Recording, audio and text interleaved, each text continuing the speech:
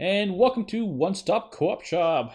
Sorry, a bit delay as we were working through some ping issues on Tabletop Simulator. I swear there's always something every week. But with me today is a special guest. I have Brett. Hello, everyone.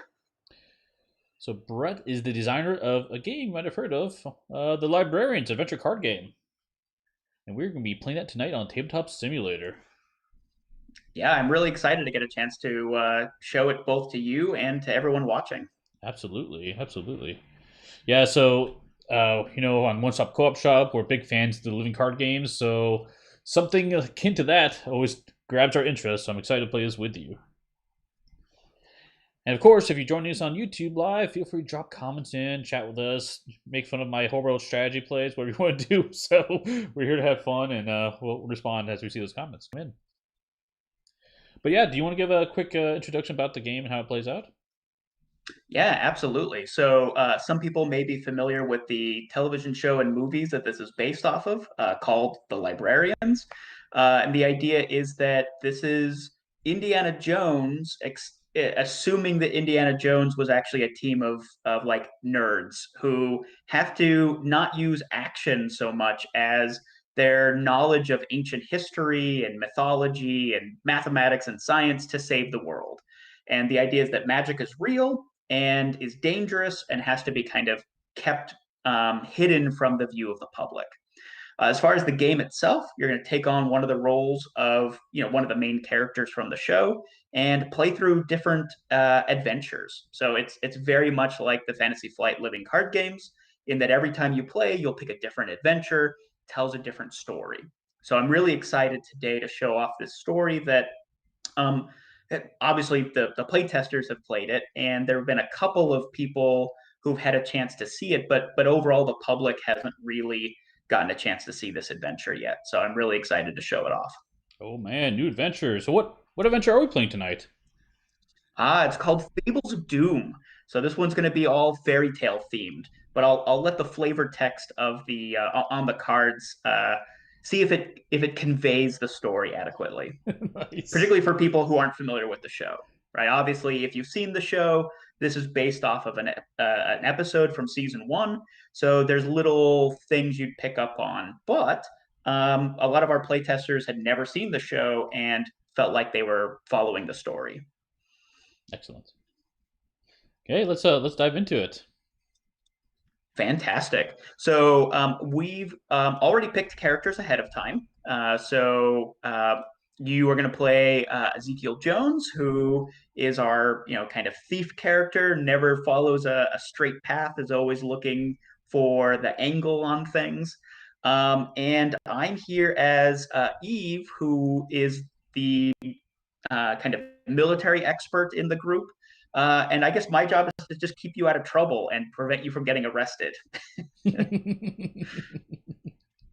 Uh, so, um, what we have out here already is a deck of cards, which is kind of a pre-built deck that comes in the box ready to go. There are, some deck building rules, and we can talk about that at the end. But the idea is that every hero comes with their own deck that's themed around them and ready to play immediately. So we've got your deck over here for Ezekiel and my deck over here for Eve. The other thing is that we've got hero cards that are currently out. And if you kind of take a look at one of your hero card or mine, you'll see that on the right hand side of the card, there are four different symbols with numbers next to them. Those are your four attributes.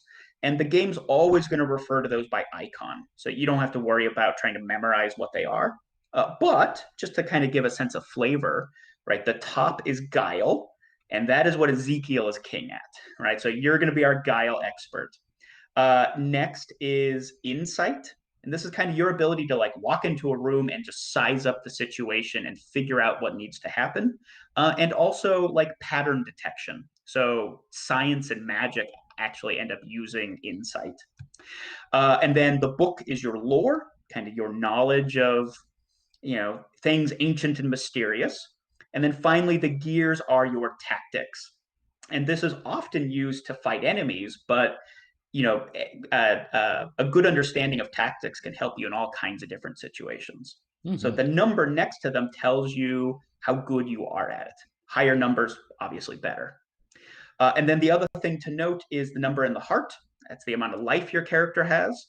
So you can see we're kind of playing polar opposite characters, where Eve's got 9 health and Ezekiel's got 6. So my job is to keep you alive in this case. If your hero ever takes damage equal to or greater than their life, then you as a player are eliminated. And like all of the LCGs, if players start dropping, it's usually because you are inches from victory or everything's about to spiral and you're about to lose. So even though there is player elimination, we don't really see players getting knocked out and then the game drags on for an hour. It's usually like, I'll sacrifice myself so that you can win, or you go down and then the next round everybody else goes down. Yep, seems familiar. Yep. So let's go ahead and draw our opening hand of cards, and we'll talk kind of about the player side of things, and then we'll switch gears and talk about the adventure side of things. Sound good? Sounds good. All right, so you're going to start with a hand of 5 cards. Yep, perfect. So there are 4 different types of cards in this game. And the first type of card is a sidekick. The sidekicks are going to have a little hat in the center of the card. Mm-hmm. Do you have a sidekick I in your do. hand? I have Stumpy. Nice. So if you take a look at that card, you can kind of see that they look a little bit like your hero card. They have their own stats. Now, Stumpy the gargoyle has dashes for all their stats, but usually these characters have small attribute values. Mm-hmm. Your hero can only kind of take one action, like do one thing on a turn. But if you have a sidekick in play, they can go do something else. So this is not like say Arkham, where your sidekick is just buffing your character. Instead, the sidekick can go off and do its own thing. But you can only have one sidekick in play per player at a time. The next type of card is an artifact, and that has a little picture of a vase in the middle and has like a yellow border. Do you have an artifact in hand? Don't think I have event and devices. No artifacts. No problem. I've got one in my hand that I just put out here on the table. There we go. Yep. So this card, Poseidon's Trident, right, is one of these magical artifacts that is kept safe in the library, and you can bring along with you on your adventures. These artifacts, however, being strong magical pieces of equipment, magical auras don't tend to interact well with each other, and so you don't want to mix too many artifacts together. So each player, once again, can control just one artifact at a time. And those are the only limits in the game. One sidekick, one artifact. So the other 2 types of cards, there's no limits to them. So there's a card that should be kind of a red border with a chain link in the middle, which are attachments. You got one of those? You got some in your hand? Yep, I have Ace in the Hole. Nice. So attachments come out and attach themselves to things.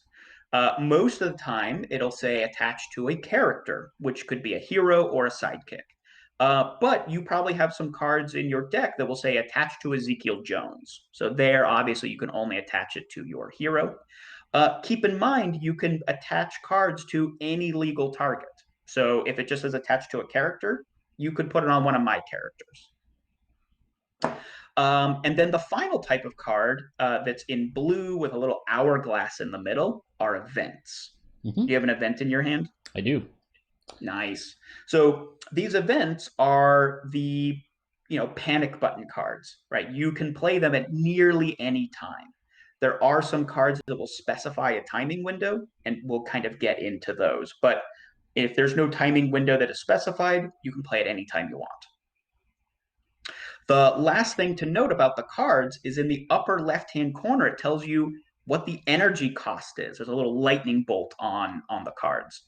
Well, in this game, energy is actually cards taken from the top of your deck and put into your little energy pile, which is right here. So you're going to take, and you're going to start the game with 4 energy. So you're going to take 4 cards from the top of your deck and put them into your energy pile, and they should rotate automatically. So if you're ever asked to gain energy, you'll just take cards from your deck and put them into that energy pile. And if Mm-hmm. you ever have to spend energy, you'll take them from the energy pile and put them face up in your discard pile. Got it. So your cards are going to kind of flow from your deck to your energy to your discard pile. And then, eventually you'll shuffle your discard pile to create a new deck. Mm-hmm. All right. So I think that explains kind of the cards in your hand. Let's talk about how we actually win or lose this game. So all these cards in the middle of the table that are going to kind of tell the story that we're actually going to be playing. Let me move this card aside. So a adventure is going to come with a couple of different sets of cards that are going to kind of help tell the story of the game. And the first one that I want us to look at is actually this card, which is our setup card. So it's going to kind of set the stage narratively and also give us special instructions on how to set it up. Would you like to do the honor of reading the flavor text at the bottom of this card? Of Set the course. stage for us. Strange happenings abound in the small town of Bremen. The clipping book tells of old women getting stuck in ovens, missing persons, and talking barnyard animals. Small towns have strange problems, but this bears investigating. I like it. Nice. And then up at the top, it gives us some special instructions. So we're going to create a little special deck called the roll deck. And on the back, it's going to tell us which cards we're going to pull out to do that. And I actually have those pulled out. We're just going to flip it over and shuffle it. This is going to come into play later on, and it's going to be a little interesting surprise. So I don't want to give away too much of what that roll deck is going to be. Nice. Um, and then we're told to start a random mission one. So missions, which are these cards here, these are our objectives. These are the things that we are trying to accomplish as a group in order to complete the scenario. And if we take a look at a mission card, you can see that on the right-hand side, it tells us how many tokens we'll have to add onto it according to how many players are playing the game. So since there's two of us, we'll look at the little 2 dot section on here. And for this mission, we'd have to add 3 tokens onto this card to complete it. And then there's some kind of special abilities that will be involved there as well. This particular story is a little odd in that there are 3 different mission ones, as in Mm. 3 different objectives that you could start the game with. And you can see that all of these in kind of the upper right say M1 underneath it. So this is mission card number 1. Mm-hmm. So Mm-hmm. we're supposed to pick one of these at random, but since you haven't played before, is there one of these titles that stands out as being more interesting to you? All right, we've got the mayor's birthday suit, a troll in Washington, or Wolf Loose in Town. Let's do the Wolf Loose in Town. Let's do that one. All right, so we're going to go ahead and start that, Okay. and the other two we'll just set aside. Right, those are not going to come into play this game. Okay.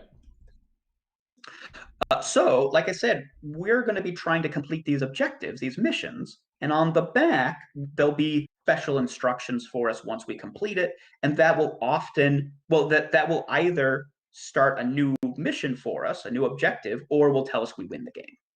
Mm-hmm. So, the other card is right above it, and these are the disturbance cards.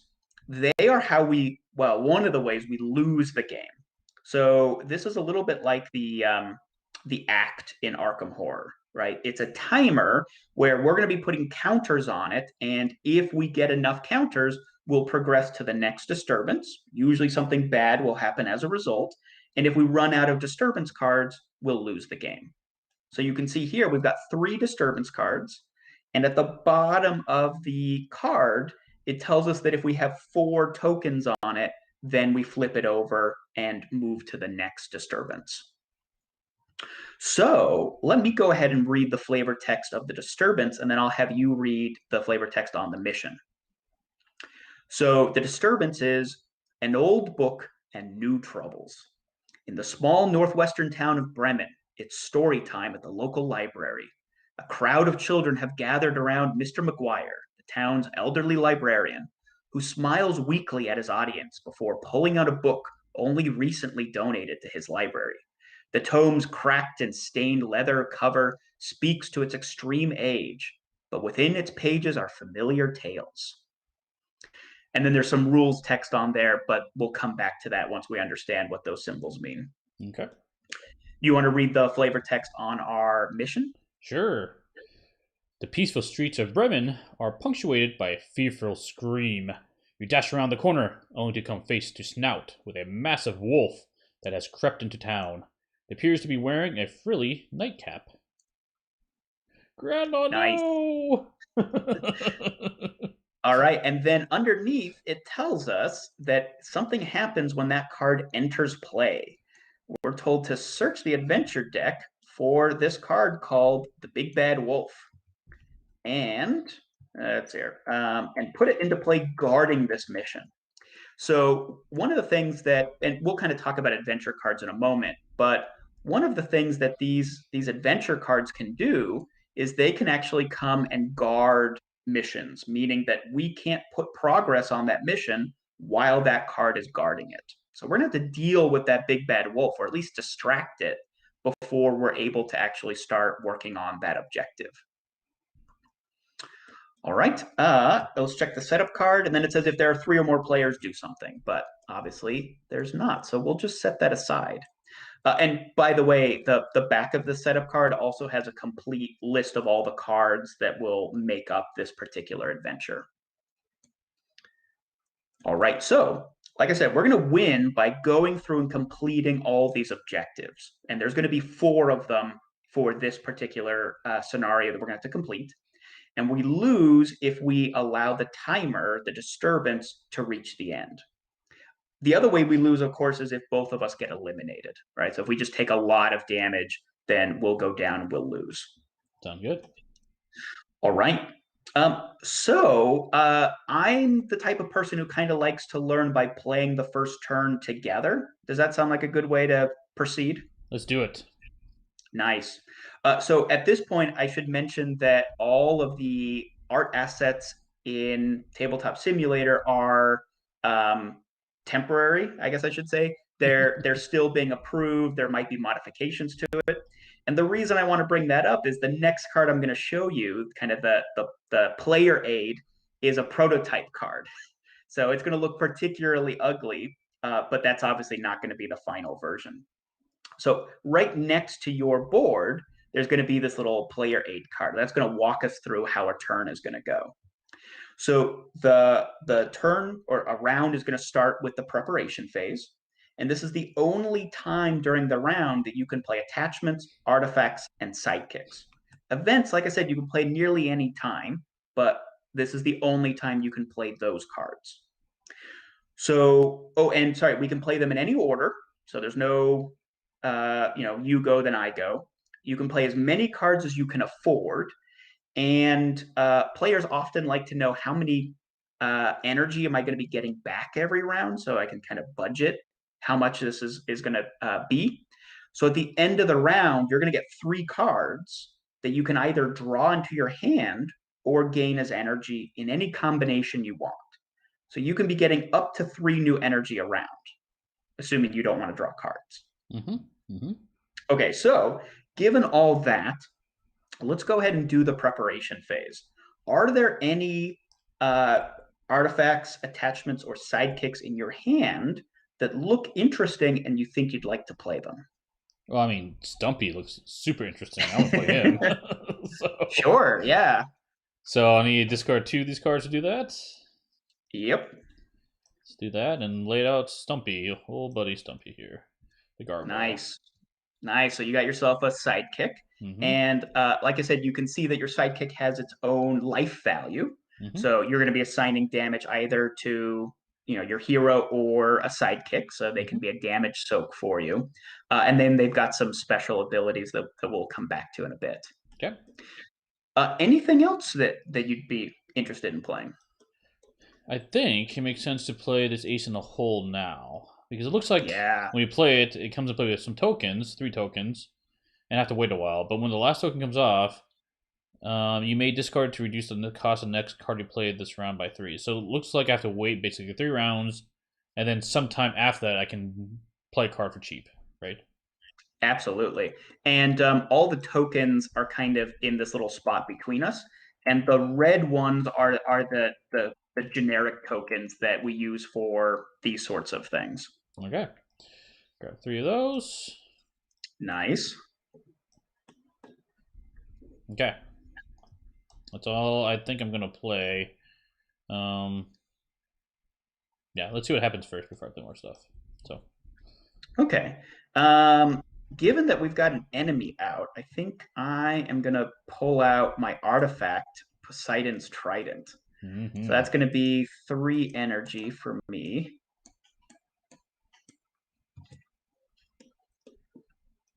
And I think that's all I'm going to play for now. Okay. So with that, we're going to move on to the next phase, which is the adventure phase. So we're each going to be drawing an adventure card and resolving it. And we'll kind of talk about these adventure cards as they come up. Oh, and I'm sorry, we need to actually decide on who's going to be start player. Would you like to be start player? Sure. So whoever is first player is going to get this token, which represents, in the TV show, there's always one member who kind of stays behind at the base. And this is kind of the like research character played by John Larroquette. And they're constantly calling him up for advice. So whoever's Nice. first player kind of gets to control this character Jenkins and kind of call him up and get help. So you can see that this token or this card kind of acts a little bit like a character has its own stats. No health though, I noticed. Right, because can't take damage over the phone, Yep. but you can Yep. help out over the phone. Nice. I like it. All right, so since you're our first player, you're going to get the pleasure of drawing the first adventure card. Okay, so we get. All right, so up in the upper left, it tells us what type of card this is. And with the little cross swords, this is an enemy. And the thing to notice about these enemies is at the bottom of the card, it tells us how we're going to get rid of them.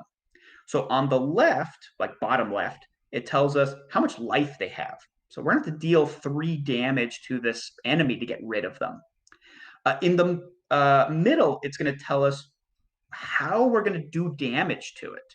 So you can see that you're going to have to use your tactics, right? The little wheel icons. Mm-hmm. And it's a difficulty 1 check. So with that, let's actually talk about how the dice are going to work, because those 2 symbols actually tell us everything we need to know to form a die pool. That every time you resolve an action, you're going to be rolling dice to do so.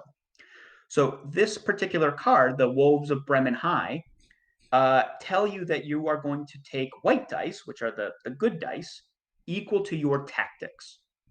So if you were making this check, you would only take 1 white die. Right. But let's imagine that Eve was going to do this. My tactics is 3, and my artifact gives me 1 more, so I would take 4.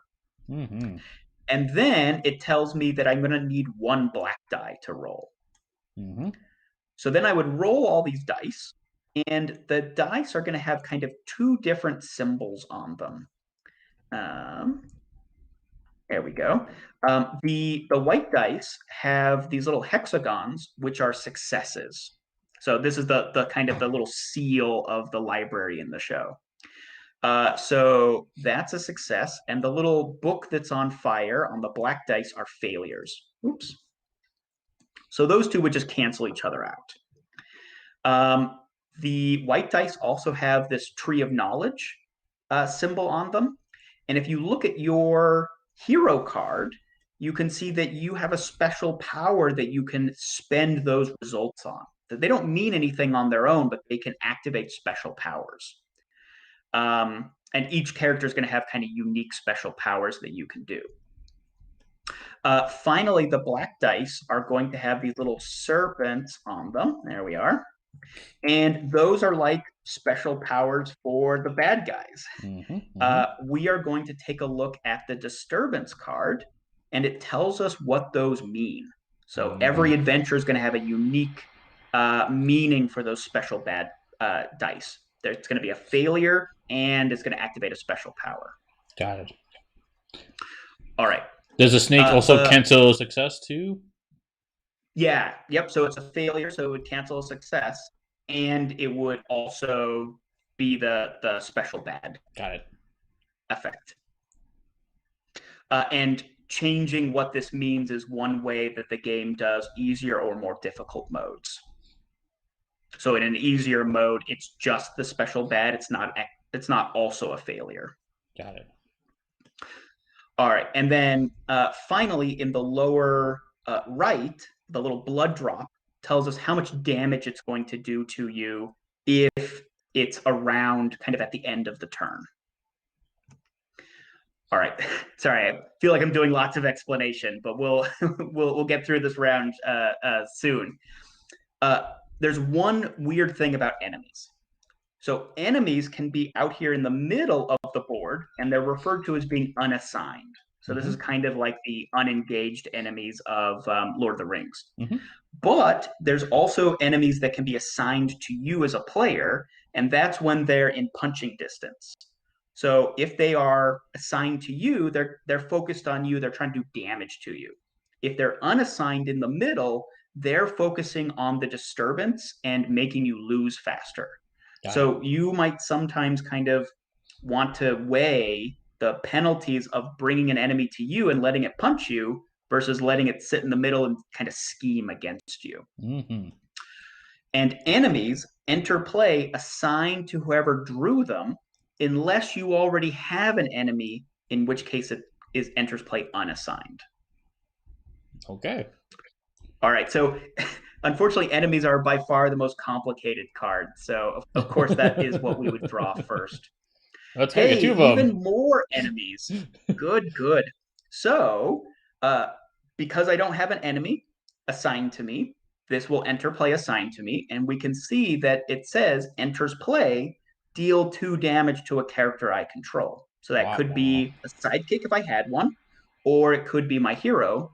Obviously, I don't have a sidekick, so already that enemy is going to punch me in the face for 2. Good start, right? Yeah. All right, perfect. All right, so we're just getting flooded with enemies. So I guess we'll talk about the other 2 types of cards once they actually make an appearance. Okay. That's going to be it for the adventure phase. And now we get to move on to the action phase where we actually get to handle all these problems. And any character you have who's ready can exhaust to take an action. And there's kind of 4 basic types of actions you can take. The first one is to go after a challenge box. And that's this box that's at the bottom of the enemy cards, right? So you could say, I want to use one of my characters and attack that enemy and roll the dice that it tells me to at the bottom. But for instance, you can notice that the mission also has a challenge box on the right-hand side of the card. It tells us that it wants us to roll white dice equal to our guile and 2 black dice. The only problem is that right now we can't do that because it's being guarded by the big bad wolf. So there's going to be lots of cards that have challenge boxes, and that's going to be what people are going to frequently do. But then the card, kind of the next most frequent thing you can do is a card that says action on it. So if we take a look at Stumpy as an example, he has an action ability. So he can exhaust himself to take that action. You might have events in your hand that will say action on them. So you can play them, exhaust a character, and have that be their action. Sometimes attachments will give you an action that you can do. And then those are what you'll mostly be doing. If those aren't actually helpful to you, you can meditate, which is you gain 1 energy and you discard 1 card from the top of your deck, right? So maybe you don't want the card from Stumpy, maybe you prefer to have energy. And then finally, you can rest, which is heal 1 damage from the character who is resting. We can take actions in any order we want, and we can keep taking actions until until everybody's exhausted. So I think the things that are out here that we could go after right now is obviously you've got an enemy, I've got an enemy, there's enemy in the middle. So just enemies all the way down. Is there an action that you see here that makes sense for one of your characters? And remember, that could be Stumpy, Ezekiel, or Jenkins, your aide from the library card. Is there an action that makes sense to you to take? Yeah, I want to play a card from my hand, actually. I want to play Ooh, Hardwired Access. nice. So, target the mission. Exhaust all cards guarding that mission. So, I assume I could do this, even though there's a big bad wolf guarding it, right? Yeah, and so cards are only guarding if they are ready. So you've just exhausted him, and so you've kind of distracted him, and now you can end up putting a progress on the mission, uh, the Wolf Loose in Town. Yeah, because it says exhaust all cards guarding that mission, then add one library book, which I assume is a success token to Yep. it. So, I have to get rid of Yeah. one energy for that. And remember that this is going to be the action of one of your characters. So you Oh. can either use Stumpy to do this, or you could use Ezekiel. Oh. Drawing a card. I'll use Stumpy, I guess. Okay. Yeah, so Stumpy's giving you the hardwired access, and we'll go ahead and put a token onto the mission. So Yeah. you can see that you've already gotten us 1/3 of the way there. All right. And this round, because you've distracted the big bad wolf, we're free to put more tokens on there. Yes. So you kind of opened up another possibility, right? We could go after the enemies assigned to us, but now you could also go after the mission. Mm-hmm. I like it. Nice. So is there another action that makes sense for you to take? Well, I think with it being open, I'm okay taking a little bit of damage because I only take one damage from this Wolves of Bremen High. Yeah. So I think I'll risk the one damage to leverage my Guile ability on Ezekiel Jones to try to put another progress on it if I can. Nice. Okay, so this is our first die roll, right? So it says that you're going to roll white dice equal to your guile, Yep. and then 2 black dice. So 3 white dice and 2 black dice. What I need. So roll those guys. Okay, see what happens. Not ideal, but So the mission just says if you're successful, meaning if you have more successes than failures, you're oh, going to add 1 token. It doesn't really matter how successful you are. As long as you're successful, you're going to get 1 token. so So this is actually not bad at all. so barely successful counts. Exactly. So like those are all going to kind of cancel each other for successes and failures. Uh-huh. And then here you've got 1 success and 1 tree of knowledge. Uh-huh. So would you like to spend your tree of knowledge to activate the special power on Ezekiel? Discard a card you from your hand to exhaust a non-unique person assigned to me. Yeah, I think so. Why not? And as long as they're exhausted, like you might be thinking, they're not going to attack you. Yeah, let's do that. Do I tap him then to mark them exhausted or something or? Yep. Yep. Cool. Exactly. All right. So the other thing we have to do is, unfortunately, you've rolled these serpents. So we got to come to the Yeah. disturbance and figure out what that does. And this says we're going to add one, what the game calls a fate token, but one of Mm-hmm. those skulls to the disturbance. But all of these abilities, both the serpent and the tree of knowledge, are limited to once per roll. Right. Oh, So the game's not going to penalize you if you've rolled 4 of them, but it's also not going to allow you to use your ability 4 times, right, in a single roll. makes sense. So we're going to add 1 here, but right, you've now resolved all of those, and you resolved your tree. So you've got 1 remaining success, and that's all you need to add another token on. Yeah. Nice. So Feeling you've pretty gotten good. us 2/3 of the way there. Feeling pretty good about that. What are you going to do in your turn? Yeah. Kill I'm stuff, gonna help right? out. I'm gonna do more than just watch you be awesome. Well, how does Uh, Jenkins work? I'm a little so, confused on him. Like, can he do an action by himself? oh yes, so you can see that he has text that says that he may take actions as if he were a character. He Hmm. can't take any damage, but he can go and do an action on his own. Cool. And you can see he's got threes in all his stats, so he's a really flexible character. Awesome. So, so despite the fact that I promised that I would be trying to keep you safe, I think what makes most sense is for me to hit this enemy that's directly in front of me. Yeah. So I'm going to take my tactics, which is 3, and then the trident says that as long as it's ready, I get an extra tactic. So I've got 4, Hmm. and the wolf linebacker has 2 black dice.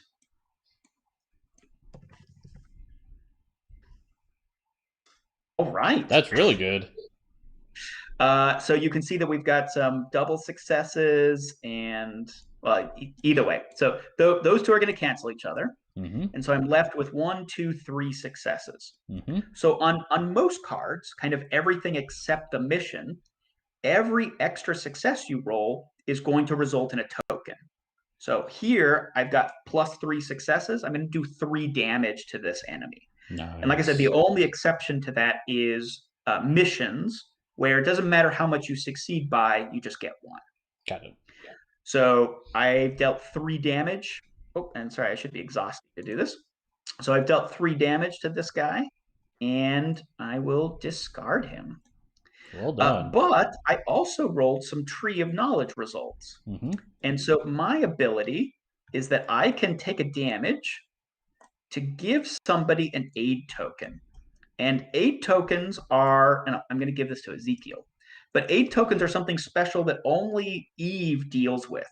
Hmm. So her card tells you what an aid token does. You don't have to go to the rule book because only Eve gives them out. Hmm. And you can see that when a character declares a attribute check, as in right before you roll the dice, you can spend that to roll an extra white die. So I'm going Very to give cool. that token to you, to Ezekiel. If you'd like, I can give it to Stumpy, but Yes. yeah, okay. So I'll give it to Ezekiel. So you can now spend that anytime you want before you roll the dice to roll an extra white die. Cool. All right. So that's that's it for me. You still got Jenkins over here. What would you like Jenkins to I do? feel like we should go for the mission, right?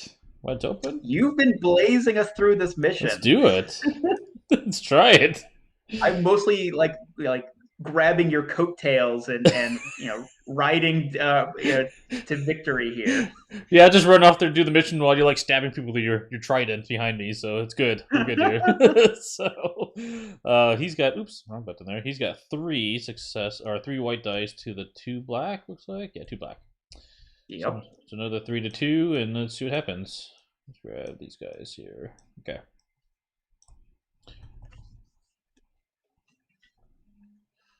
That's awkward, but okay. Oh, there we go.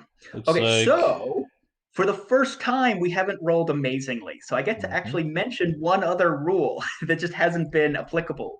So we have a really powerful way to help each other out Okay. in die rolls.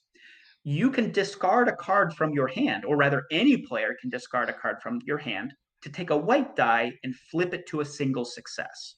Mm. So, for instance, I could take a card. Let's see here, maybe maybe like this one, and discard it, and then I would take a white die and I flip it to 1 success. Hmm. Hmm. And each player can do that up to once per roll. Nice. So by doing this, you can see that you've got this double success Hmm. and you've got 2 failures. Hmm. But now you're succeeding by 1. Yep. You saved the day. All right, so let's go ahead and do the serpent. I rotate things oddly. There So we go. Jenkins' ability So the says exhaust the targeted enemy or looks like a wall. What is that? Yeah, so obstacles are kind of the other type of card we haven't run into. Gotcha. It's any problem that you can't use a sword to solve, right? Perfect. So we've been flooded with enemies, but in any kind of good storytelling game, there's going to be, I don't know, social encounters or Hmm. stealth encounters or, I don't know, rough terrain you have to get across. Those are all obstacle cards. Cool. Nice. All right. Well, that was a pretty successful turn. So at this point, we have enough tokens. Oh, I'm sorry, I didn't add the token from Jenkins. So we've got enough tokens to actually do that. But just like in Arkham, we don't flip it until the correct time during the phase. Gotcha. So we're now we've just completed the action phase. So you can flip over your player aid card, and we go to the enemy phase. So any enemies who are assigned to a player and who are ready will attack. You've got an enemy who's assigned to you, but it's not ready, so we got no attacks. Whew, that's close. And by the way, enemies just do damage. There's no die rolling or anything like that. It's just automatic damage. Hmm. Then we're going to check the mission. And if the mission is ready to advance, then we will advance it. And since this was 100% due to you, would you like to flip that over and read what's on the back? Sure. It says wolf loose in town. You hoped to be able to capture the wolf alive. But once it started threatening townsfolk, you had little choice. Well, I mean, we didn't even attack it, so we got lucky there, but that's okay. You kneel down to investigate the body. I guess he's sleeping. As a crowd begins to gather around you, you discover that the nightcap is affixed to the beast, and no amount of tugging will remove it. Listening closely, you hear muffled cries coming from the creature's belly. You need to get the corpse back to the annex quickly! So start mission 2. Heal 1 health from each character. Choose a hero who does not have a role and assign them a random role. Then banish this mission card. Nice. So yeah, you have managed to complete this mission even though the wolf is still alive and in play. So well done. Like it says, we're going to go ahead and start mission 2. Sneak evidence out of town. You've gathered some clues of the strange developments in Bremen. Now you need to get back to the library's annex for analysis.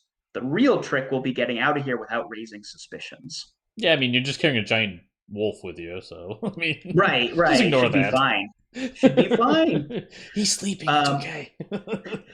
And this wolf, the big bad wolf who was guarding the last mission, the mission that it's guarding left, so it's not guarding a mission anymore. It's now just hanging out here in the middle of the board. It's an unassigned enemy. Okay.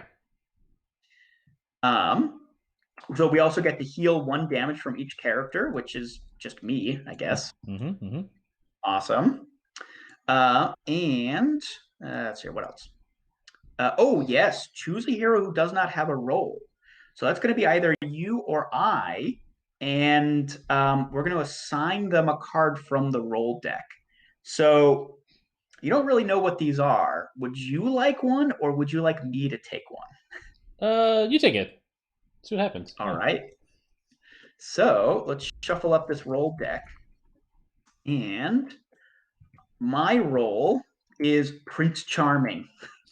So the story, the fairy tale is beginning to grip us and weave us into the narrative. So these 4 role cards are kind of traditional roles in fairy tales. Mm-hmm, mm-hmm. And so you can see that this card says that we're going to to search some set aside cards that the setup card told us to set aside for some Prince Charming themed cards and to shuffle them into the deck.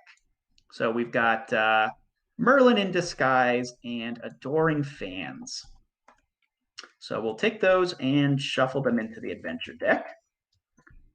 And we'll take all these other set aside cards and put them away. Mm-hmm, mm-hmm. And then I now gain a permanent +1 to my my tactics, but a permanent -1 to my guile. Interesting. So I'm going to take that So now I'm extra good at killing things and am pretty useless at guile. So I guess I'm just going to leave all the guile to you and just focus on killing things. I like it. All right. So that's the role that I've picked up, Okay. and there could be a role in your future as well. I guess we'll see. Nice, The nice. final thing we're going to do is we're going to add progress to the disturbance. So we always are going to add one, and oh, sorry, I've dropped the tokens through the cards. There we are. So we're always going to add one, but we add extra for cards that are in the middle that we haven't managed to deal with, but exhausted cards don't count. Right. So you exhausted that enemy, so we're just going to add one total token on. Okay. So we have So we're 3 of currently the at 3 out 4. of 4. So we're not quite ready to advance that disturbance yet. Okay. Nice. All right. Final phase is the refresh phase. We're going to ready all cards in play. And that includes all these bad guy cards. And then you're going to get 3 cards that you can draw into your hand or gain as energy. And the only rule is you can't look at it before you decide where it's going to go. So you can't draw it, say, oh, I don't like this card, I'll gain it as energy. But you can say, first card I'm going to draw, and then you get to look at it. And then you could say, wow, this is a really expensive card. I better gain the next 2 as energy. Yep, makes sense. Nice. I'll draw 1 into my hand, and I'll put the other 2 on top of my energy then. Nice. Yeah, I'm going to start off drawing a card, and I think I will also gain 2 energy. All right, and then finally, the first player card, the aid from the library, is going to move to the next player. So I will take it. Nice. And that is round 1. So we're back to the preparation phase. I have to remove a token from my ace in the hole, looks like. Oh, yes. Sorry. I'm glad that you remembered that. So your devices, and that's going to be ace in the hole right now. Each round, they get rid of 1 token on their own. And Ezekiel has a special ability where he gets to remove another token from 1 device you control. Oh, yeah. I'll do that. Definitely. Yeah, so those devices could theoretically be played by anybody, but Ezekiel's particularly good at getting them online and ready to go. Cool. All right, so we're back around to the preparation phase. I've got a card I'd like to play. I want a sidekick. I'm going to get some local security here, and that's going to cost me 2 energy. And you can see that it says that when he enters or leaves play, deal 1 damage to an enemy. So he's going to come in and do 1 damage to the big bad wolf. Nice. And then I think some healing might be a good thing. So I'll also give Eve a first aid kit. So let me ask a question then. If you were to roll on a die, get multiple Tree of Knowledges, 2 of them, can you only use 1 of them, or could you use 1 per ability since you have 2 triggers? So each ability can only be activated once. But you're absolutely correct. At this point, I now have 2 that I could potentially use, the one on my hero card and the one on the first aid kit. Nice. So I could, if I rolled 2, I could activate both of them in a single roll. I just couldn't activate the same one twice. Makes sense. All right, so that's all I've got to play. Anything you want to play for your preparation phase? Well, my original plan was to dump whatever card I drew, but I like the card I drew, so I'm kind of torn on that. So I drew another ally, but I don't want to play him yet because I feel like Stumpy could be a damage sponge for me for a bit. Yeah, and by the way, while you're looking at Stumpy, He's got a response Mm-hmm. that deals with those little exclamation marks, Mm. which is the last type of card in the adventure deck that we haven't seen yet. So that is a complication. It's like a bad event. It comes out, it complicates your life, and it goes away. And like all of the LCGs, some of those can be the most devastating cards. Mm-hmm. So you can see that you can shuffle Stumpy back into your deck to cancel one of those complication cards. Got it. Yeah, definitely keep him out. Okay. I don't think I'm gonna play any cards or anything else on my turn right now. Yeah, I'll wait. Okay. All right, so we get to the adventure phase, and now that I'm the first player, I get the privilege of drawing the first adventure card. And hey, we've got ourselves an obstacle, right? So, like I said, these are things that we can't fight our way through. So, in Mm-hmm. this case, we've got a local sheriff who we have to, you know, trick and use subterfuge to kind of distract him from investigating what we're doing in this town. Um, and you can see at the bottom, once again, it tells us how to get rid of it. Uh, Instead of taking damage, we put progress tokens on it. And those are the little Mm. book Mm-hmm. tokens. Mm-hmm. So it's going to require 4 of those tokens to get rid of it. You're going to use Guile to put those tokens on. And if we don't get rid of it, it's going to add 1 skull to the disturbance every round. So these obstacles always stay in the middle. Enemies are the only weird one that come into play in 2 different places. Gotcha. And then regarding enemies, if there's an enemy in front of you, am I able to attack or engage it? Good question. So normally you can only attack enemies who are assigned to you with your characters. Mm-hmm. But there are some abilities in the game that will allow you to attack any enemy. So that Mm-hmm. could be an unassigned enemy or an enemy assigned to another player.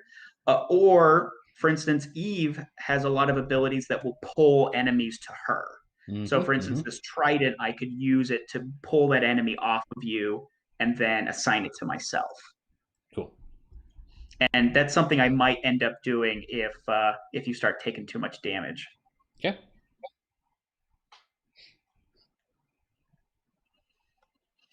Okay. So now you get to draw an adventure card. Okay. I'm gonna get a obstacle. Local law enforcement. Social one. Sentinel, so enters play guarding the mission with the fewest with the fewest cards guarding it. There we go. So this prevents us Yeah, from so putting right progress now on there's it. only one mission in play, but sometimes there's actually multiple different objectives that are in play at the same time. Mm-hmm. Mm-hmm. So that's why it has that text about guarding the mission with the fewest cards guarding it. So apparently the police have come out in force after we are dragging this giant corpse, or not corpse, it's not, it's still alive. This giant wolf through the town. What you got Yeah, there, son? Nothing, nothing. So totally fine. Nothing to see here. ignore the inside the belly. It's fine. So All right, so that brings us to the action phase. And once again, we can take actions in any order. So um, there's one other thing you can do during the action phase that's written on your little player aid card, which says that each player may assign an unassigned enemy to themselves for free. It's not an action, right? You're kind of jumping up and down, waving your arms, and bringing them over to you. sure. So I think it would be good for me to take on that big bad wolf. Yeah. All right, so I will bring it over to me. And I'm in a weird situation thanks to Prince Charming, because I've got now 4 tactics normally, and the trident gives me a 5th. So technically, I would get to roll 5 white dice, but the game only comes with 4. So if you would get to roll more than 4 of one color, you instead start taking away dice of the other color. Oh, nice. So instead of 5 white and what would this be, 2 black, Mm-hmm. it's now 4 and 1. So let's see. Oh, sorry. This will be Eve taking this action. Oh no. Well, actually, not that bad. That So seems those two okay. are going and then it looks like I've got three other successes. So that would be 3 damage, Just and enough. it's already got one, so I think that's going to be enough to handle it. Guess what's going to happen too now? When defeated, choose a hero who does not have a role and assign them a random role. Yep, and then banish, which in this game just means remove from the game. So we're Cool. not going to have to deal with this enemy anymore. So, would you like to draw yourself a roll card? Sure, I get damsel in distress. I like it. I just play search the set aside cards for Ninja Princess and Unwanted Attention. Shuffle them into the adventure deck, and then the hero gets 1 lore and -1 tactics. So yeah, I'm. Do I get 0? Oh my gosh, I'm the worst at fighting. 0 tactics. Nice. All right, so we got Ninja Princess and Unwanted Attention, our princess themed cards, and they go into the deck. Nice. Yeah. So yeah, you're not going to be fighting, but you've got what 3 guile and 3 lore, Yeah, so yeah, it's pretty good. that's pretty good. So now that you have that, and now that you have like no ability to fight, let me go ahead and use the trident. So it says I Okay. can exhaust the trident. Well, well, do you want to do Oh, that right now? Because oh, sure. If you want to take your action and see if you can exhaust it, go yeah, ahead. that's what I'm thinking. So Sure. Yeah, and if you can't, or if you have trouble doing it, then I'll take it off of you. okay. I don't know what to go for. Or no, I should go for the sheriff, right? This Well, guy. so these guys are preventing us from going after the mission. So, you know, both cards are we're going to need to get rid of. But like I said, as long as this is in play, we can't, or as long as it's ready, we can't add tokens to the mission. Yeah, because this guy is going to add 2 tokens every round or 1 token every round while he's out. Just 1 token, Okay. and you can see that skull And one. gotcha. Okay, well And then maybe same maybe I'll. same with these guys, the local law enforcement. Okay, I think the first thing I'll do is let me exhaust Stumpy because he's not going to be very useful this round for me. I can just draw a card. Yep. Um, Stumpy fetches you a it's pretty card good. inside your slippers. Yep, he found me a nice little artifact. I'll have to play that later. Ooh. Um, so I can't play anything in my hand then. So I just got myself to do something with. But I think I will leverage skill you gave me. Yeah, let's do that. I'll do that. I'll get rid of this assist token. So that's gonna net me 3 dice because I want to try for the local law enforcement. And if you want, I can try and use Jenkins for that if you want to focus on Sheriff Hayard That's or a good Hayer, point. excuse me.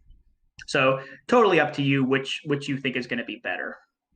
Oh yeah, I forgot you had Jenkins. Let me do the local law enforcement. Let's do sheriff.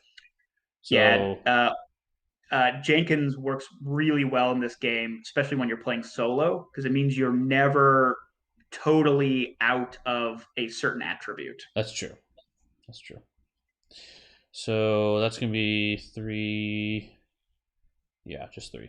3. Oh, and +1, so it's 4. So 4, and then he's got 2 black dice, so 4 and 2. Okay, let's see what happens. Roll the bones. Hmm. Not ideal, but something. Yep. And if you want, I've got a card for you. Because it's only 1 success. Would I Yeah, so that discard? would be adding 1 token on. Yeah. I'm okay with what it is, unless you really want to discard a card. I don't think I'm gonna get rid of the cards in my hand for this. Okay. I think it's going to make sense for me to pitch a card to flip a die for you. Okay. So 2 successes for the sheriff. Nice. So we got 2 tokens on there. And then the nice thing is I do get to... Oh, I do have to discard a card. Exhausted.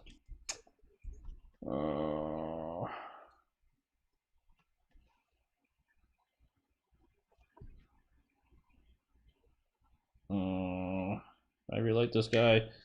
Yeah, I was gonna say if you want to hold on to your cards, I've got a sidekick who can eat up the damage for me. Okay.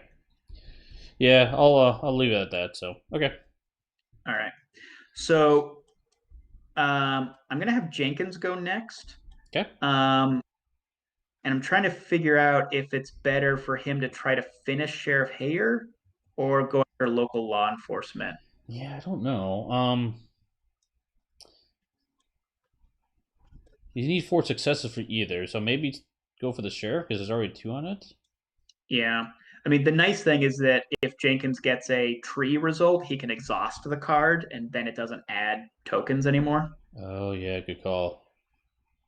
Although the other thing is that we're definitely going to be moving this turn.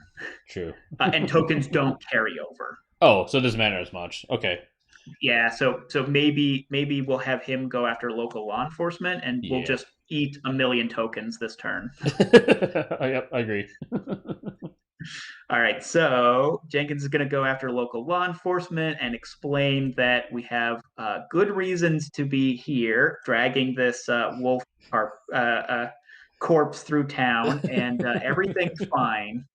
Whoa! Oh, Jenkins! Whoa, clutch. Oh, all right. Well, thanks, Jenkins. I guess he knows the guy behind the different desk really well, something, right? It's like he was a buddy from college, whatever. So. I guess so. Yeah.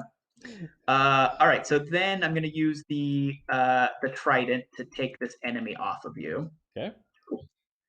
And then I've got my sidekick. 3 damage. Jeez. Yeah, he's now going to do 3 damage. But I can deal with that a lot better than you can. Sure. So I think my sidekick is just going to try to attack this enemy. So one white die, 1 black die. That's not going to go particularly well, but okay. Well, so the serpent just adds yet another token onto the disturbance, but it was going to go anyways. He's new. It's his first day in the job. Yep. All right. So, any other actions to take? I'm out. All right. So I think we are going to move on to the enemy phase, and for the first time, we have an enemy who is both assigned and ready.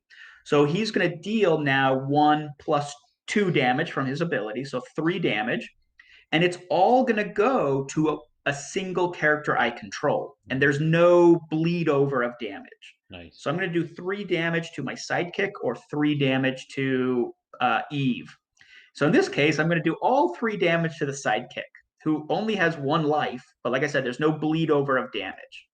So he's going to take the 3 damage and be defeated. And he says that when he leaves play, he does a damage to an enemy. Not bad. Yeah, little disposable sidekicks coming in and out, I guess. He remembered how to shoot at the end of his training there. So Yep. All right, and then we're going to check the mission. Obviously, we haven't had a chance to add anything to it. Yep. And then we're going to come to the disturbance, and we would add 1 always, and then we'll add an extra for the sheriff who we didn't deal with.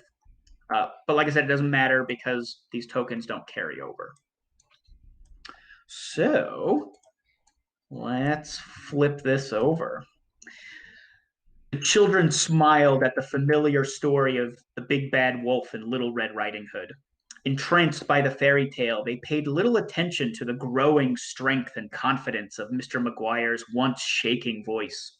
As their time together came to an end, the children sluggishly got to their feet. while the old librarian enthusiastically previewed next week's tale. So we're told to start Disturbance 2, and each player is going to search the adventure deck and discard pile for a wolf enemy and put it into play. So there are two types. Well, there's three types of wolf enemies, but one of them was the big bad wolf that we already dealt with. So there's only two others, and we've seen both of them. So there's the one that gets stronger as we get sucked into the story, and there's the one that's just going to do damage when it comes into play. I'll So take the each of us has linebacker. got to take. Huh? I'll take the linebacker. Okay. Because that way I can deal to Stumpy. So. Oh yeah. Oh, poor Stumpy. Poor Stumpy. All right, and so I will take the Wolves of Bremen High, but because I already have an enemy, they will come into play unassigned. Okay. All right, and then we banish this Disturbance card, and we start Disturbance 2. You want to read the flavor text for us? Sure. Mr. McGuire hadn't felt this alive in a long time. He reflected on his years of loyal service to the ungrateful little town, and how his many sacrifices were finally being repaid. This new book was clearly involved in the payment. He wasn't yet sure how or why, but he intended to find out. Gathering strength. During the adventure phase, if Mission 3 is in play, the first player draws an additional adventure card. Okay. Discard the top 3 cards of your deck every time you roll a serpent. So yep. I assume that's bad if you run out of cards in your deck? So when you shuffle your deck, you're going to have to draw an adventure card as a cost. Gotcha. Although, unlike Marvel Champions, you're going to resolve that card immediately. Mm-hmm. This is a rule that's been in the game for a long, long time. So I have to confess, I was a little disheartened when Marvel Champions came out because I was like, no, my beautiful idea. But it's a really elegant way of increasing the trouble kind of midway through the game. So totally. I don't fault them for finding that. Sure. That's funny. All right, so we go to the refresh phase. So we ready all the cards, and you get your 3 cards either as energy or into your hand. Any combination. Is there a hand size in this game? There's not, but what you'll find is that the more cards you have in your hand, the faster you have to shuffle your deck, and so the faster you're going to be drawing those extra adventure cards.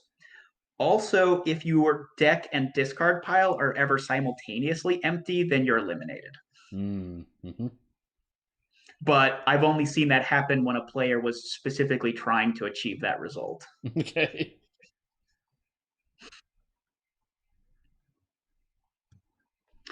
All right. Oh, and then you become our start player, and you get to control Jenkins. Oh yeah, I get rid of this token. You don't have any devices, do you? No. Nope. Okay. So they are in your deck, but not in anybody else's pre-built deck. Gotcha. Pre-built. Gotcha. Nice. So we're back. Oh, and did you make sure? Oh, I guess you don't have any more to discard. No, that's the only one I had. Okay. So. No problem. Okay, preparation phase. So we're back around to the preparation phase. Okay. Any cards you want to play? Definitely. I'm going to discard this Ace in the Hole to get my artifact out, my Mimiko's Mirror. So if it's ready, I get more Subterfuge or Stealth. Response: during an attribute check made by your hero, exhaust this to reroll a snake result. Nice. Okay. So even more skillful. And that was free, which was really nice. It worked out well in my favor. Let's see. Yeah, Ace in the Hole takes a while to get online, but it's a sweet boost once it does. Absolutely. Okay, I'm also going to play another card. I'm going to discard this card. Oops, flip over. To play my Always Another Way. Oh, nice. But in order to do that, I have to discard a different card. I'm going to discard this card, and I draw 4 cards. Burn through that deck. I know.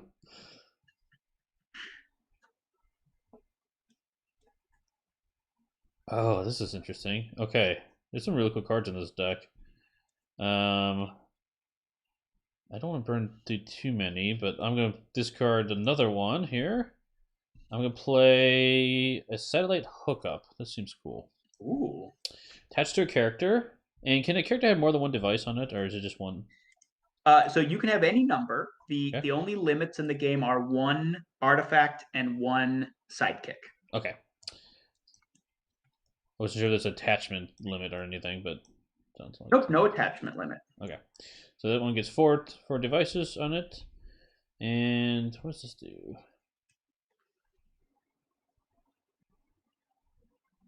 Oh, this is cool. I'm going to play another device. Let me make some room here. Ooh. I'm Ezekiel Jones for 0. I can exhaust this and discard a card from my hand if I get one of those Tree of Knowledge. The Tree of Knowledge. The more successes. So that's pretty nice. Yeah.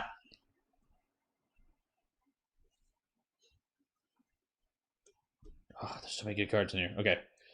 I'll play one more. Let's just play on my hand.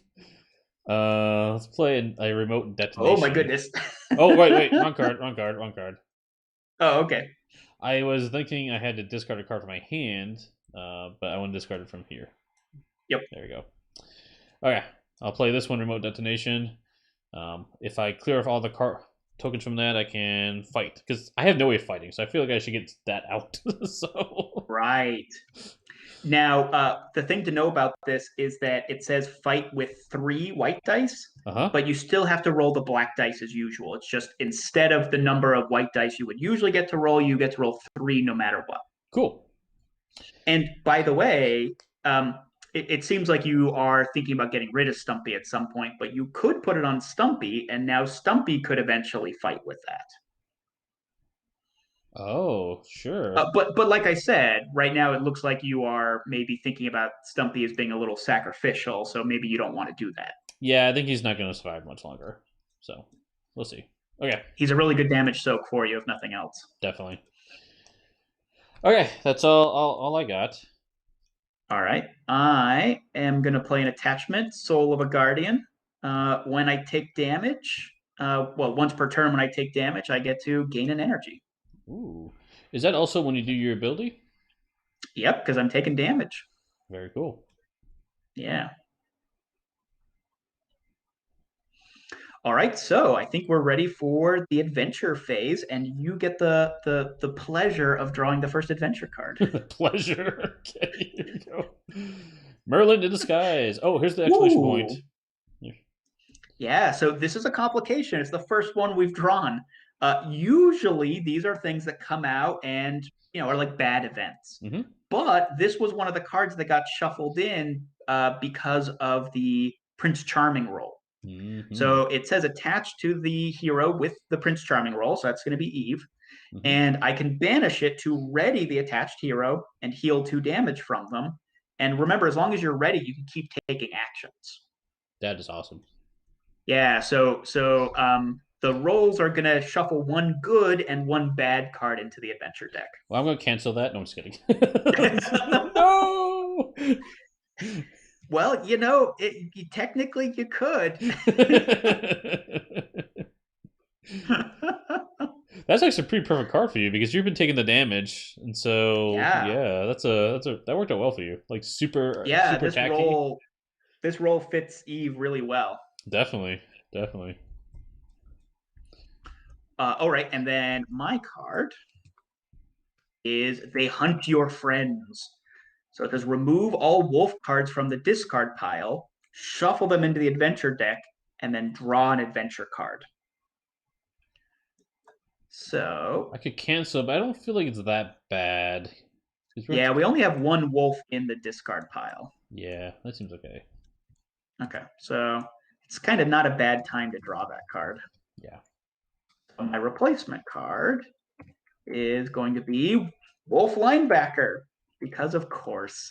Of course. So I already have an enemy assigned to myself, so it's going to come into play unassigned, but it's still going to do 2 damage to a character I control, which is going to be Eve. How much damage do you have? You have 4, looks like? 4 of the 5? Or 4 of the 9? Yeah. Yep, 4 of 9. And because I took damage, I will gain an energy. Cool. So I'll kind of prioritize healing myself with the first aid kit as opposed to giving out aid tokens. Yeah, definitely. All right, so action phase. So our priority is what? Wow, we got so many enemies to play. Jeez. Well, I can't do anything with enemies, so it's pretty straightforward. I need to do I mean, some. you do have Jenkins who could maybe help you clear away the enemy that you've got on you. True. True. Um, I think I'll maybe use Ezekiel to. I take it as the sheriff or the mission. Yeah, I mean, the sheriff is now a problem for us because it's going to be adding tokens, and now tokens matter True. onto the disturbance. Okay, let's do the sheriff. So that's gonna be 3 plus. So I got this thing out, so it's plus Oh, 1. So I yeah. got 4. So I'm rolling 4 dice. Yeah, 4 dice. 4 dice to his 2. Move this away. Okay, see what we get.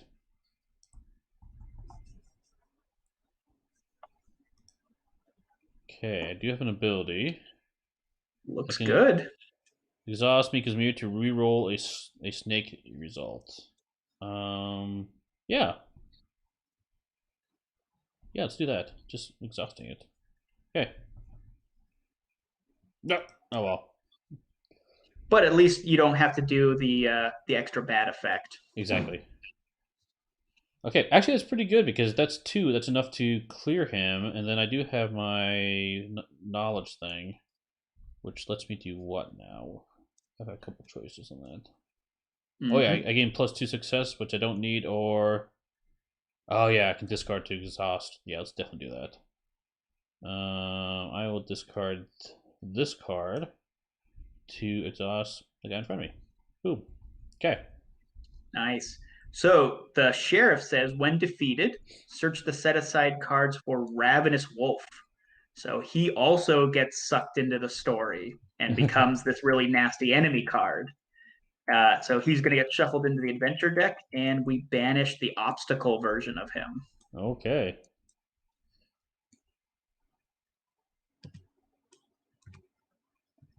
Cool. What do you want to do on your turns here? What are you thinking? So I think I would love to pull some of these enemies off, but I think I have to prioritize killing the enemies on me. Yeah. So Eve's gonna go after that guy. So once again, I've got 5 white dice, which means 1 fewer black die. So Did you so just roll 4 four and whites? 0. Nice. Nice. Boom. I feel good about this. So we'll go ahead and defeat him. Uh-huh. But I'll use a first aid kit to heal myself. Uh-huh. Yeah, I won't use Yeah, the other one. I agree. So we'll get rid of that. And um,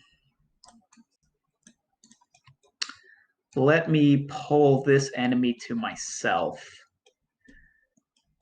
Um, he'll smack me, but he won't be adding stuff to the disturbance. So I think that's all I can actually do.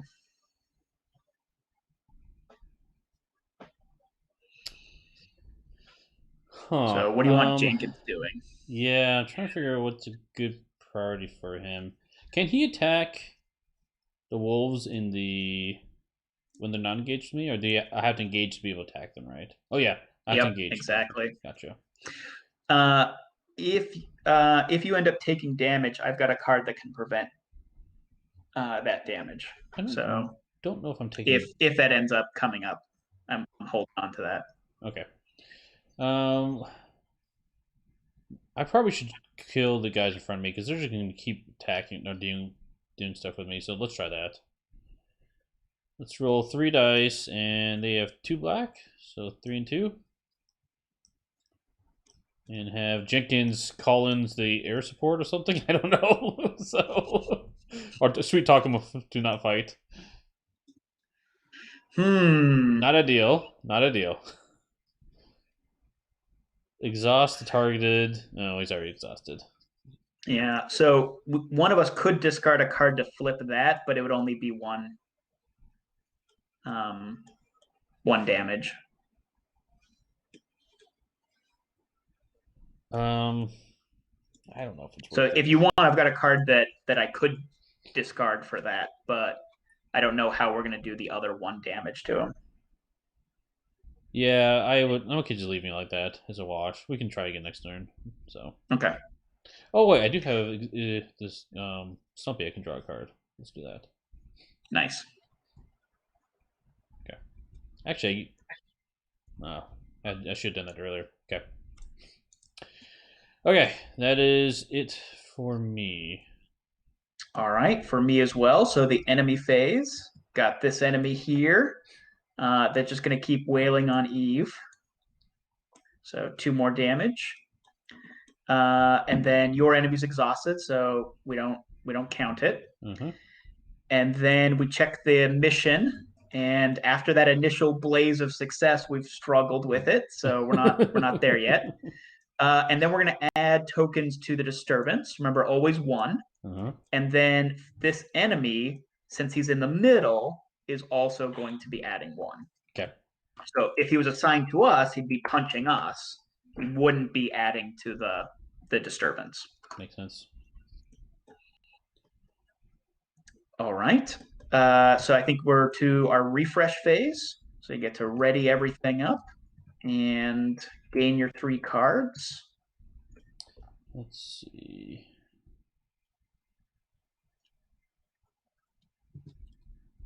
Let's get rid of 2 of these tokens, I think. Oh wait. So I'm going to draw 2 cards and gain 1 energy.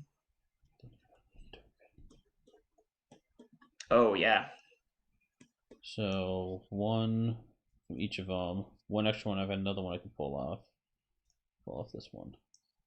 Okay. Okay. Getting down there a little bit. Nice. Okay. And then I can add energy or do other stuff. Okay. Yep. And then finally, I become the first player, so I'll take Jenkins. Excellent.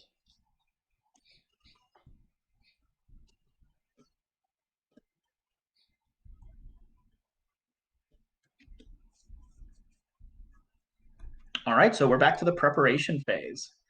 And I think I need some damage soak. Yeah. So I'm going to pay 2 and bring out another sidekick. So this trusted guide, when he enters and leaves play, adds a token to an obstacle. Unfortunately, there are no obstacles, but at least he's going to be there to take some wolf punches. Mm-hmm.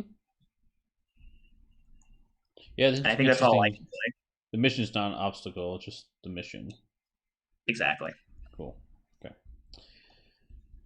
I am going to spend 1 of these cards to play a sleight of hand. Ooh. So let me get some tokens for you. Okay. So that comes to play with 4 tokens. At the end of the round, I remove a token. And when it's all done, I discard. But nice thing is, whenever I remove a token, I draw a card.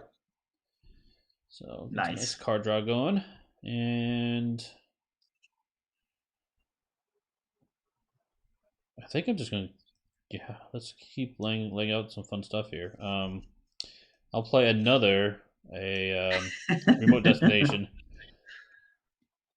Nice. So yeah, that's all I'll play for now. Yeah, I mean, these devices can be really important to get into play early because it takes turns for them to actually become active. Yeah, for sure. Oops. Oh, okay. There you go.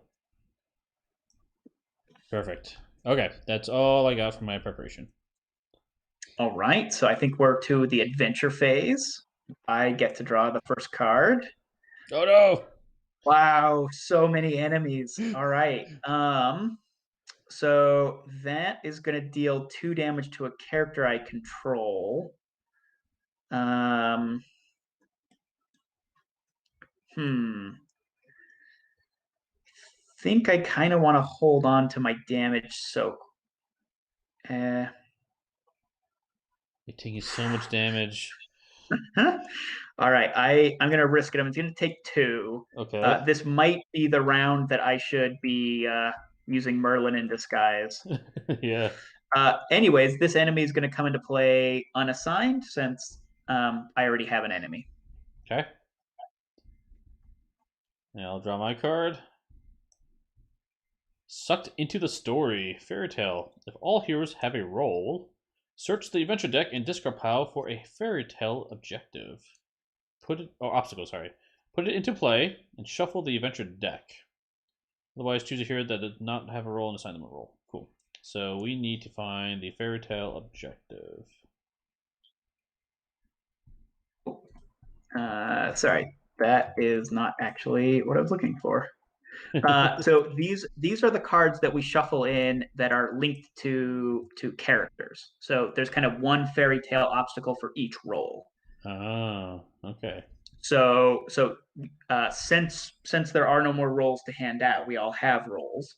Now we're going to be kind of suffering the consequences of these roles. So you get to pick one of these to enter play, and we'll shuffle the other one back in. Let's do unwanted attention. So at least I can take care of that for us, I think. Okay. So while this is in play, players who control a hero with a role cannot draw cards. Is that still the one you want? Yeah, I think so. We gotta clear it, but I mean, neither of them are I mean, good. there's a lot of enemies who all require tactics, so I understand trying to diversify the useful skills. Yeah, I mean, you think there's right call? I don't know. I mean, I feel like it. Yeah, I don't know. Okay. Did I? But if we take a look at this card, we can see that it's going to add no tokens to the disturbance. All it does is prevent us from drawing cards, which is which is bad, but it's not going to penalize us for the disturbance. Yeah, and I feel like we can probably clear between my character and then maybe even Jenkins, right? So Yeah. hopefully. Okay. Oh boy. We were making good progress, but now I think we're kind of like treading water or sinking. One of the two. Yeah, so I think this turn I'm going to try to use Merlin in disguise and wipe out a bunch of enemies. Okay.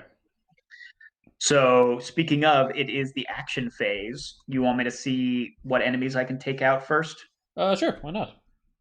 Okay, so we'll go ahead and start off attacking the enemy that's assigned to me. So Just got roll. 5 white dice, which will be 4 white dice and -1 black die, so 4 and 1. Uh-huh. Boom. All right, that looks like 3 damage. So that's enough to get rid of it. And I'll use my first aid kit to heal myself for 1. Wrong card, but you exhausted, but yes. Oh, yep. Thank you. Um, I wouldn't aid. but I get the sweet energy. That's true. That's true. No, I think you're right. So yeah, that's going to be my first roll, Okay. and then I'm going to banish Merlin in disguise. So this card is leaving the game Mm. to ready and heal 2 damage. Mm-hmm. Mm-hmm. And then I will pull, I guess, this enemy to me and then attack it.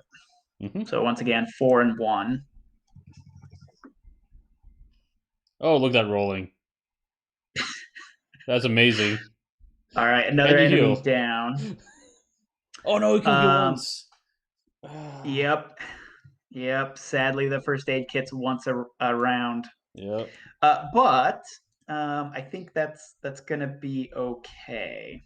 That was a good turn. Um, Or and at this point, I'm actually at low enough damage. I think I will give you an aid token. okay. And then because I've taken damage, I'll gain an energy. Okay. So what I was contemplating is using Jenkins and trying to take down one more enemy, either the one on you or the one in the middle. But if you'd like, I can also save him to try to let us draw cards again. Yeah, save and see what I do first, and we can go Okay. from there. I think. So, which case, I think I'll do it right now. Um, thanks for that token. I'll use it right away. Yep. I so, was I was thinking that might help you out here. yeah, so I got 2 to start. That'll give me +1, so 3. And my equipment here, not that one. This thing, damsel, gives me +1. So I actually have Mm-hmm. 4 dice against it, and no black dice. So that's nice. No, 2 black dice because I can't read. Yeah. Okay, so 4 white dice, and 2 black dice, and let's see what happens. Oops. Nope, nope, don't select you. There we go. That's different. Let's see. Interesting. Let's see. Okay. Looks like I got 2 successes got Wow. canceled, but that's okay. That's okay because so basically these dice down here are out, right? Yep. But I can spend one of these, and I've got my card here. I'm Ezekiel Jones. I can exhaust it and discard a card from my hand, which I will do so. Nice. Let's get rid of this card. And then I gain 2 more successes, so I'll make it 4 success to pop that. Nice. Good teamwork. You've activated card draw again. yes, we need it. Okay. Yeah, that's what I got. Let's see now. What else can I do? Got Stumpy. Oh wait, I have another token. I can exhaust this guy. Oh, do I want to? Discard more cards. Uh, it's a good card. It's the one I've been waiting for. Or you can use Stumpy as your meat shield. I might use him as a meat shield. He's been doing good for me. I will exhaust him now to draw a card though, since I can finally. Okay. All right, so That's it. I've still got Jenkins. Do you think it would be better to see if I can take out an enemy? Or do you think it would be better to start working on the mission? I'm leaning towards the enemy Yeah. because I do have 5 dice. I don't think no 4. 1, 2, 3, Well, and remember with missions, it 4. it doesn't matter how much you succeed Oh, by. that's right. If you succeed, it's one. Yeah, go for the mission. Okay. I forgot. Yeah, so each action can only add up to one. Mm-hmm. It's the game didn't originally start with that rule, and it made people go through the game really different speeds. It was shocking, like how unbalanced the game was before that. All right, well, one success, and that's all that's needed. Thank you, Jenkins. Mm-hmm. So we'll add that. And then I've got this little trusted guide who has one guile. So I think I'm gonna try one guile, one difficulty. Okay, Let's see okay. what happens. Boom! Oh, trusted Boom! guide, you're the best. And we All need right. 4. Yeah, we need 4. Got it. Okay. So think I think I'm gonna leave this enemy here, unless you think it would be better No. for him to take out my sidekick. No, leave him there. Okay. All right. So I think we're to the enemy phase, and for the first time, you have an enemy who's assigned and ready. I will take 2 damage and see you, Stumpy. Oh, He your did his loyal job. companion served you well. Yep, from the very beginning. Yep. And then we check the mission. It's not ready to go. We go to the disturbance. So we're always going to add 1. And then this enemy is going to cause us to add a second. Mm-hmm, mm-hmm. All right. So refresh phase. So ready all your cards. Gain your 3 cards as energy, or you can draw them. And you get Jenkins. So 1 there. Another 1 here.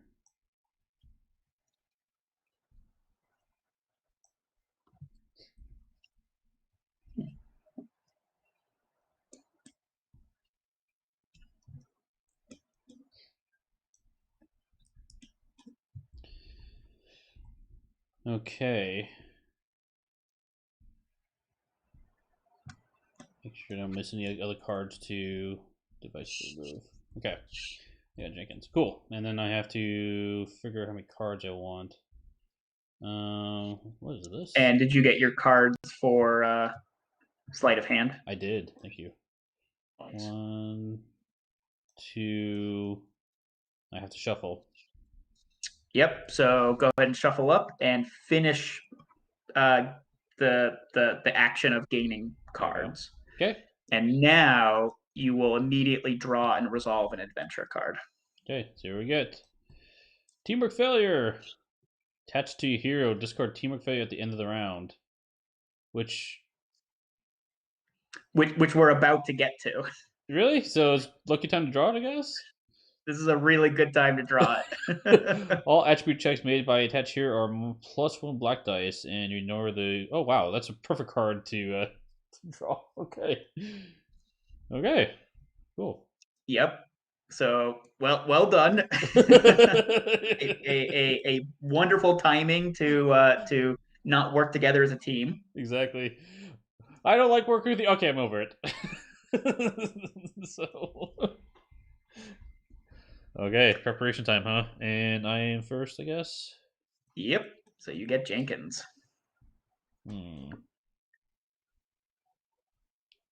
Okay, I am definitely going to discard 2 cards. Oops, that's not 2 cards. It's a whole stack. To play another ally. Ooh. Play Schmidt, the tech wizard. So he also cannot do anything, but he's got cool action. Remove a token from a device you control, or move a device from a character to another eligible character. And you can see he's got that really powerful tree of knowledge effect. It's 2 successes, but only he can use it. Yeah. So if you find a way to let him roll dice, he can be really efficient with it. So Interesting. you've got these cards that let you roll certain numbers of dice no matter how many you would normally get to roll. I should attach one of those to him. That's cool. You could, and he lets you move those around from one eligible character to another. So you could potentially Oh, move one, from Ezekiel to onto him. okay. I mean, Ezekiel's got his own little, you know, +2 successes, but it costs you a card. Right, right. Okay, and now I'm gonna play this last one on Ezekiel because why not? That card is amazing. Ace in the hole, and that is all I'm doing for my preparation. Nice. So I am tired of being punched. So I'm going to bring out a Kevlar vest, which will let me Ooh, prevent 1 damage around. nice. Oh, sorry. Yeah, exhaust. So yeah, 1 damage around. Yep, yep. All right, I'm ready for the adventure phase when you are, I am too. and you get the first adventure card. Okay. We get the wolves kill everyone.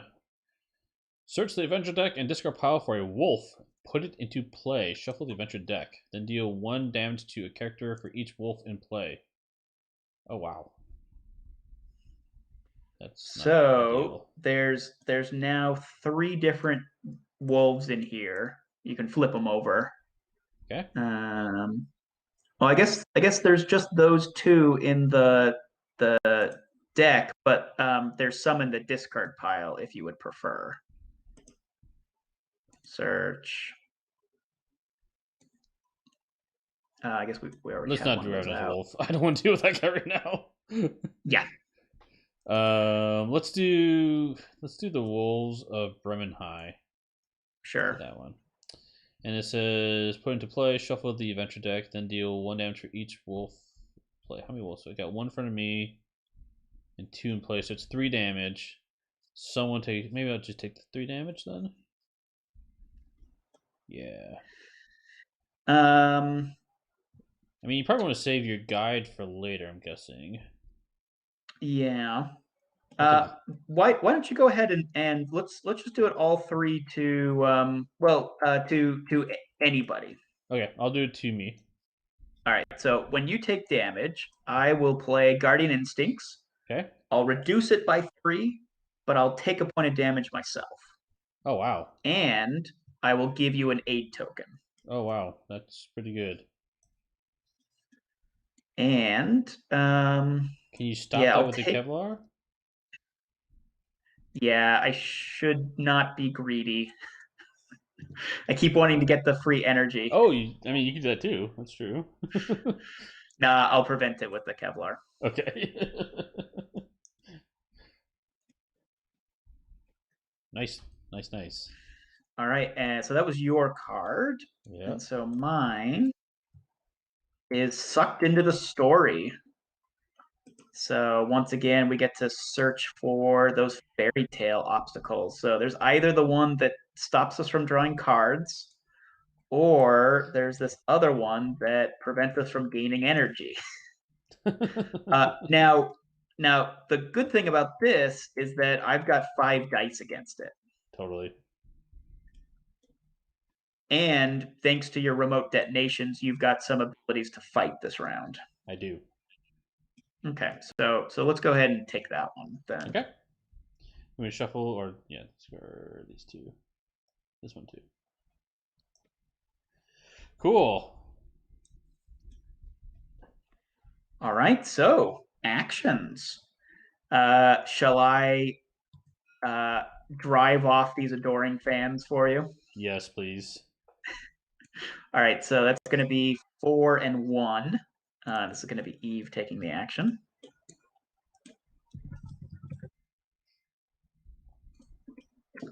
Very good. 1, 2. It's only So 2 though. yeah. I can discard a card. Yeah, I've got a duplicate of a card I already have in play, I can so I might as well just. see if I discard another card. Oh wait, you already have 4, 6. You already have 3 successes. Yeah, sorry, I just discarded a card to flip that one to a success. So unfortunately, more cards won't do anything. Yeah. Um, so one thing we could do is when my guide dies, he adds a progress to an obstacle. Mm. So I could just plan on having him bite it this round, and then he adds the last. Okay. Cool. That's a good And idea. and enemies will attack and do damage to us before we would get a chance to gain energy. Okay. That's a good idea. It's like you've played this before. I mean, like any of these LCGs, it's all about like squeezing whatever efficiency you can out of your cards. Oh yeah, for sure, for sure. So Could I oh think the only other thing I could do is try using the trusted guide on the mission again, because it worked out last time. sure. Oh my! Oh, look at that! Look at that! Oh, I feel really bad about killing him off. It took so much work. He doesn't have a little tree of knowledge though. I noticed. No, he Okay, doesn't. that's okay though. That's pretty epic. So we have four on there now, or did you already add? We only had two initially. I just added the third, Okay, and we so need we need one one more. more. Got it. Okay, so I need to. And then finally, I need to pull one of these enemies to me so that they can Oh yeah. kill the poor trusted guide.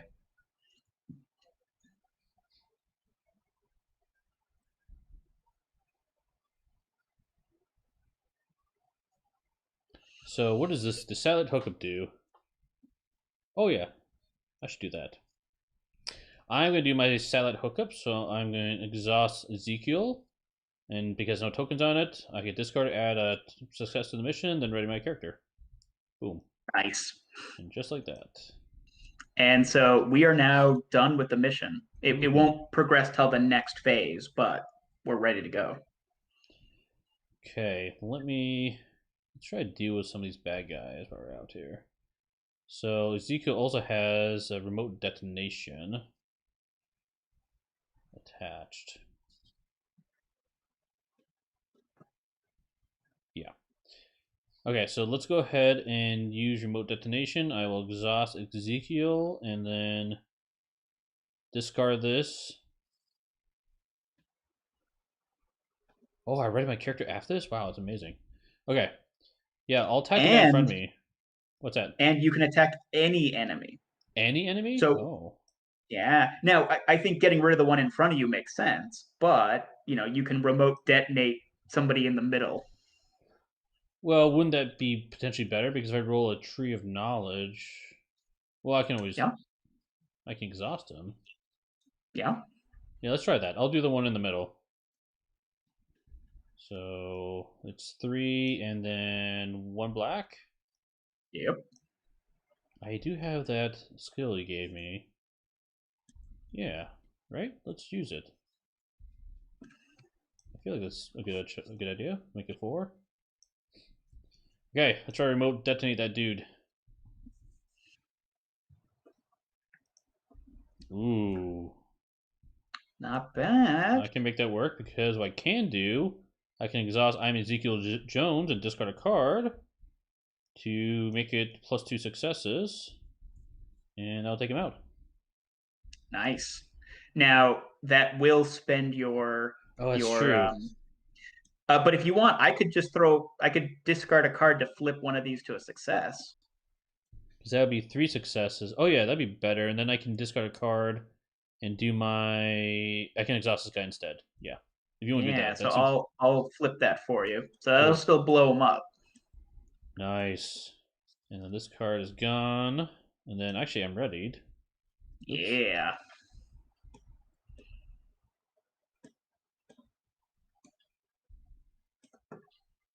What can I do now? Do I?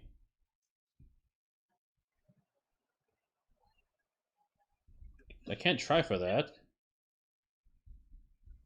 I can't attack your guy, or can I? Because I haven't engaged anybody. You can only assign unassigned enemies to yourself Okay. normally, Okay. Good unless to you have know. an ability that allows you to do otherwise. Nope. Nope. Do not. I think I just got ready, guys. Oh wait. No, I will do. Let's exhaust us. Let's move something around at least. I like the Or idea of remember, you moving. can pull off tokens, Oh, right? Isn't that his action? You can move one, or you can pull a token off. true. I think I was going to give him this detonation so he can blow something up next turn. Nice. And then I've got Jenkins and myself. Oh yeah, what are the other actions you can do? You can discard one card from the deck. Oh, gain an energy, right? Yeah, sorry, that's the old symbol for an energy. So meditate is gain one energy and discard a card from your deck. But remember that while the adoring fans are in play, you can't gain energy. Yeah. Well, You've been too efficient. I have been too You're running out efficient. of things to do. I know. Okay, I think that's probably all I can do then. That's fine though. Pretty happy with that turn anyway. Okay. Nice. So then we come to enemy phase, and this enemy will do 3 damage to my poor trusted guide, who did everything for us. And he adds 1 more token here, and that's enough to get rid of the adoring fans. Excellent. And then we check the mission. We're finally ready on the mission. So would you like to flip it over and read the back? Sure. Sneak evidence out of town.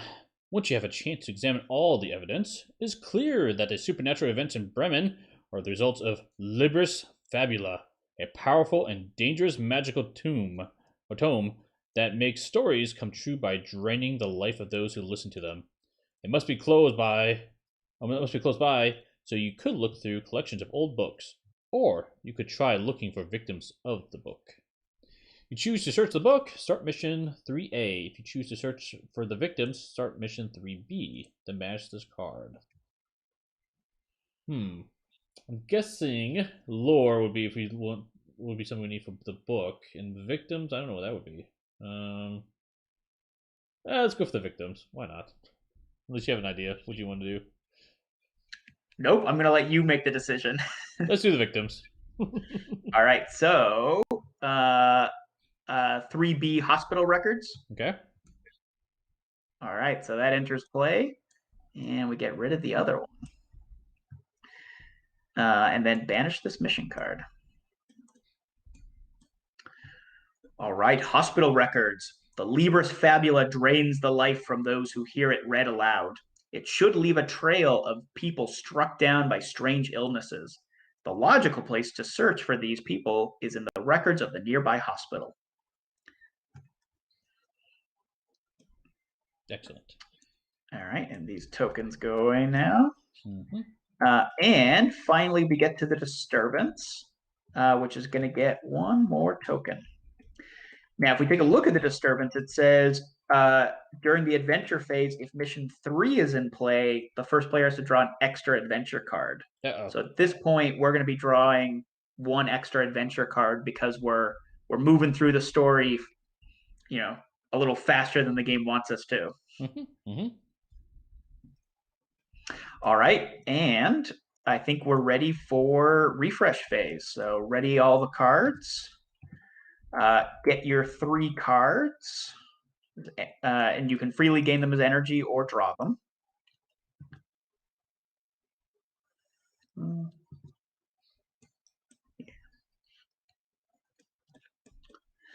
And then I will take Jenkins back.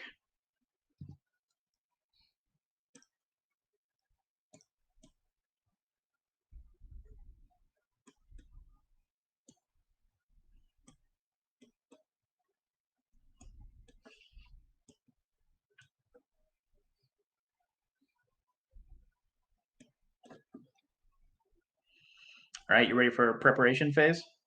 I am ready, yes. So I think I don't have anything to play this round. I think I'm good with my setup.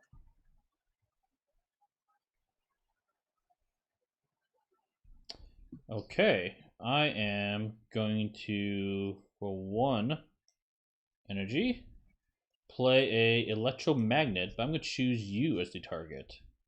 Ooh. So this lets me attach to a character and just play with 2 tokens. At the end of the round, remove a token. When the attached character would be dealt damage, if electromagnet has no tokens, discard to reduce that damage by 3. So I feel like you're doing all the fighting, and I don't want you dying on me because I don't know how to fight.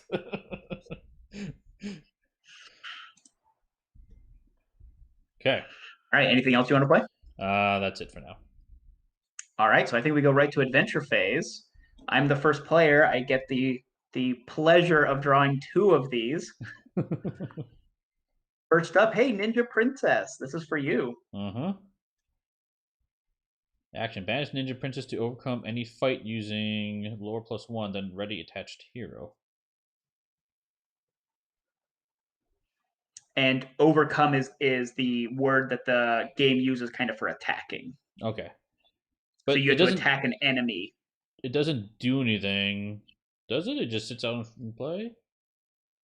It says that it enters play attached to the hero with the damsel in distress roll. Right. So it attaches to me, but like it doesn't have any negative effects, does it? Oh no, this is your good card. Oh, Because okay. it gives you it lets you attack and then using your lore and Gotcha. then you ready. So like I Cool. had that Merlin in disguise card that healed me and readied. Yep, yep. You get this attack and ready. Perfect. I can use that right now. So Nice. All right, so that was my first card. Now my second card, weaponized fairy tales. Add one skull. And then make a insight 4 check. So my insight is 2, and then I have to roll 4 black dice. oh wow, ignoring those results. Yeah, the tree results. I don't like rolling anything but tactics. Hey, all That's right. okay.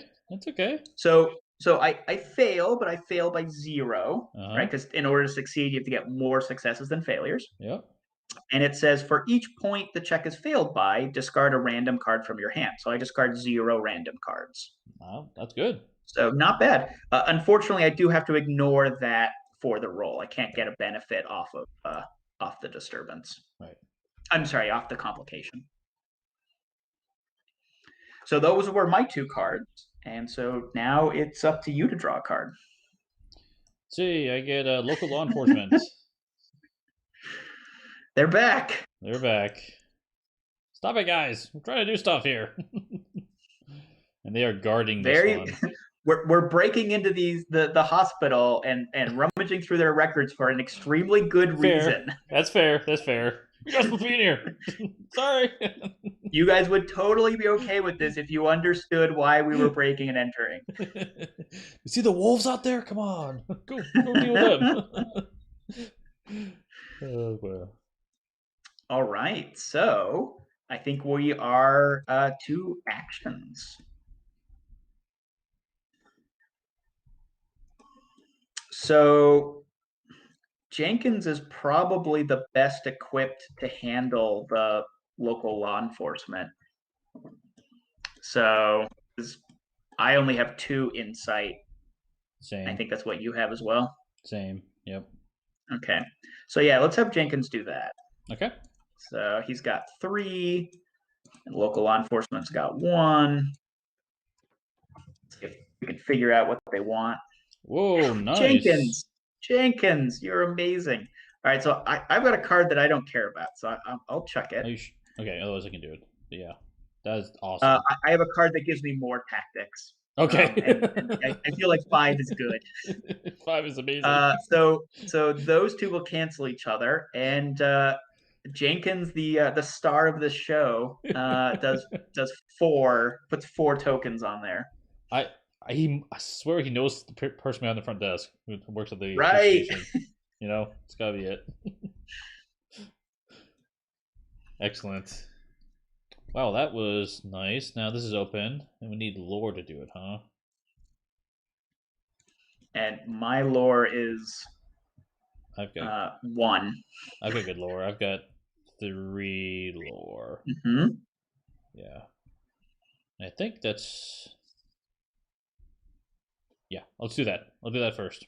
Exhaust, 3 lore, and what do I need? 2 black dice? So 3 and 2. Okay, let's see what we get. Not bad. Let's see. Let's go ahead and exhaust this to re-roll this black die. Okay, that's okay. That cancels out one of them. I do have one success, which is what I needed, and I got Yep. 2 of those symbols. Yes, I will discard a card from my hand to exhaust his enemy. He's just stay exhausted. What we really should have done is started a counter of like how many turns you've managed to keep that enemy locked down. We should have. Ignore me. All right, cool. so got that token on the mission. Yep. I'll try and take out this enemy assigned to me. So that's going to be my 4 dice and 0 black dice. Look at that. Yeah, I feel good about that. So I will heal for 1. Uh-huh. And I will also do a point of damage to myself to give you an aid token. And because I got dealt damage, I'll use the Soul of a Guardian. And you can cancel that damage, can't you? Or do you have to take the damage? Have to actually take it because Soul of a Guardian says when you're dealt damage, and if you're dealt 0 damage, that doesn't count. Gotcha. Okay. There's not a whole lot else out there. So what I'll do then is I'll use Schmidt the Tech Wizard as an action, and I'll remove the token off of your electromagnet. Nice. Thank you. Okay. I think I'm good. All right, that's all my actions. Anything else for you? Nope. All right, so enemy phase. No enemies to deal with. The mission's not ready to go, and we just add 1 to the disturbance. So we're 1 away from advancing it. 1 away? Oh, yeah, 7. Yep, you're right. Yep. Oh, boy. Okay. All right, then we ready all our cards. Get your 3 cards, and then you get Jenkins. This comes off. Unfortunately, I'm going to be shuffling. Let's take this one off. So I draw 1. My cat.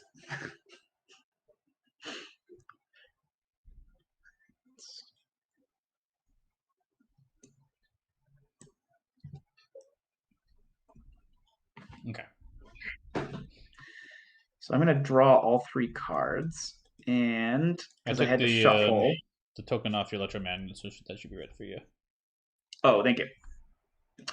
All right, so because I had to shuffle, I'm going to draw a card. It's another weaponized fairy tales. So the good news is that we do add the last one here, but the phase when that could advance has already passed. Okay. So it's not going to immediately advance. I am going to have to make another insight check. So 2 white and 4 black. And for every point I fail, I have to discard a card at random. Well, that's less than ideal. It's 2 of them. So I'm gonna pitch a card that I don't care about to flip that die. So now I've failed by 1. So I'll discard 1 random card.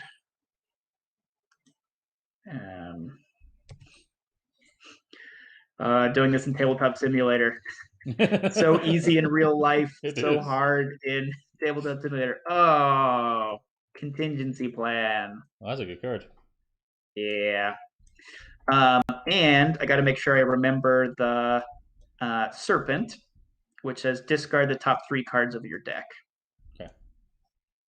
Oh, interesting. That one says no limit per roll. So if you rolled multiple of them, you have to discard like maybe 6 cards, right? Or 9 cards.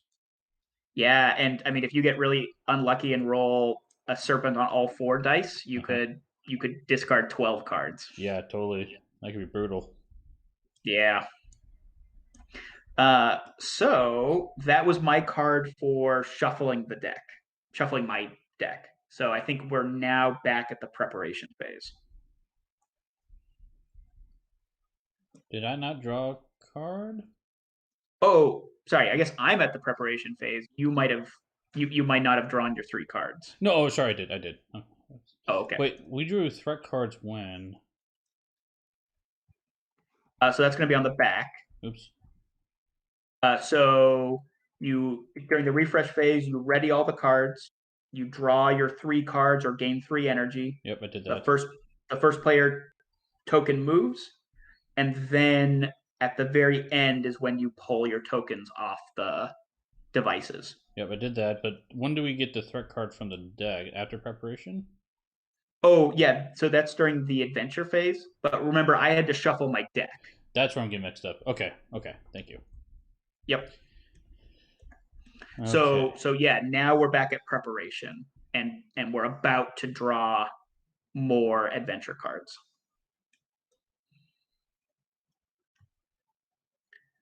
So I don't think I have anything to play. I think what I wanted to play got discarded. So anything you want to play? I think so. I'm going to discard 1 card. And oh wait, just kidding. This is an action. Well, I'm gonna do it soon. I'll put it into play. I'll do it during the action phase. Okay. Mm,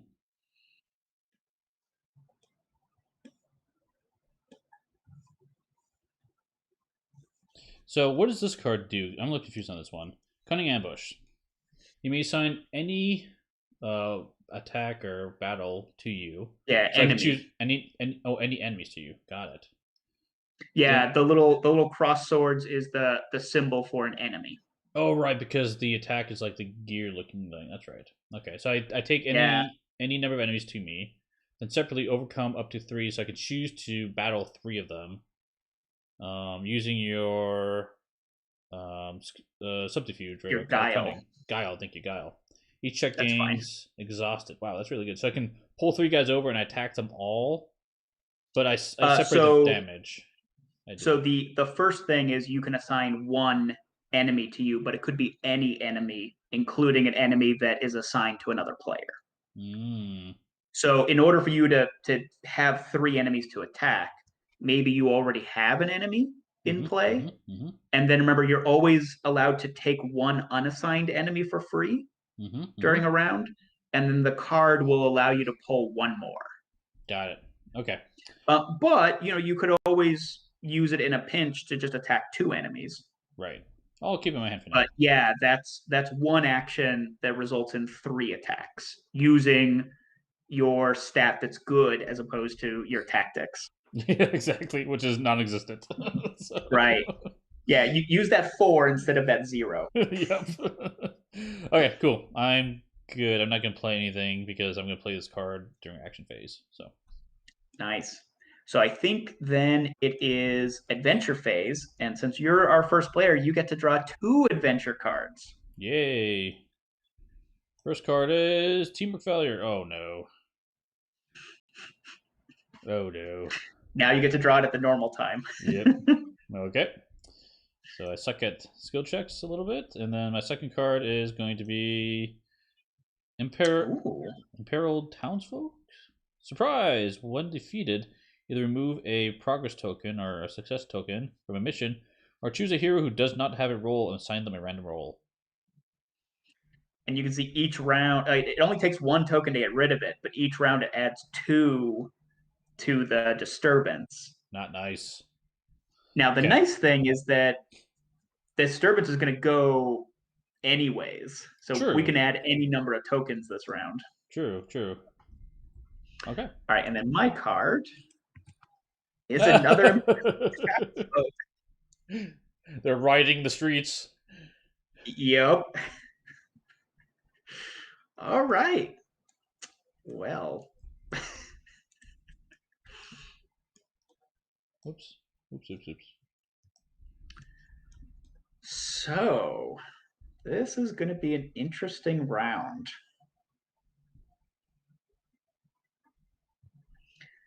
So I already played this card. I still want to do it.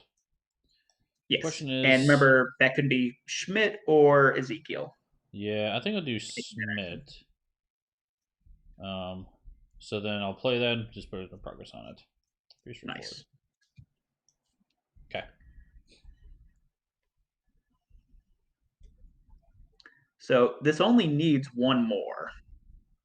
Yeah, and it needs what? Oh, lore. I can do the Ezekiel, I think. So let's do Nice. that. So he is 3. Because yeah, +1. Yep, one more. So 3. Oh, again, you give me a token. Yeah, let's use your aid. This is probably a good time to use the aid, I think. So I'll get 4 dice, and I roll 2 black dice for that. Okay, see what happens. Come on, read those books. All right, take it. But sad news is I did not exhaust a linebacker. You might have to actually engage him, or rather attack him. What? How does this work? I don't know how this works. Okay, cool. So if you want, I don't think there's really like all 3 of these things are lore, and I've got a 1 in lore.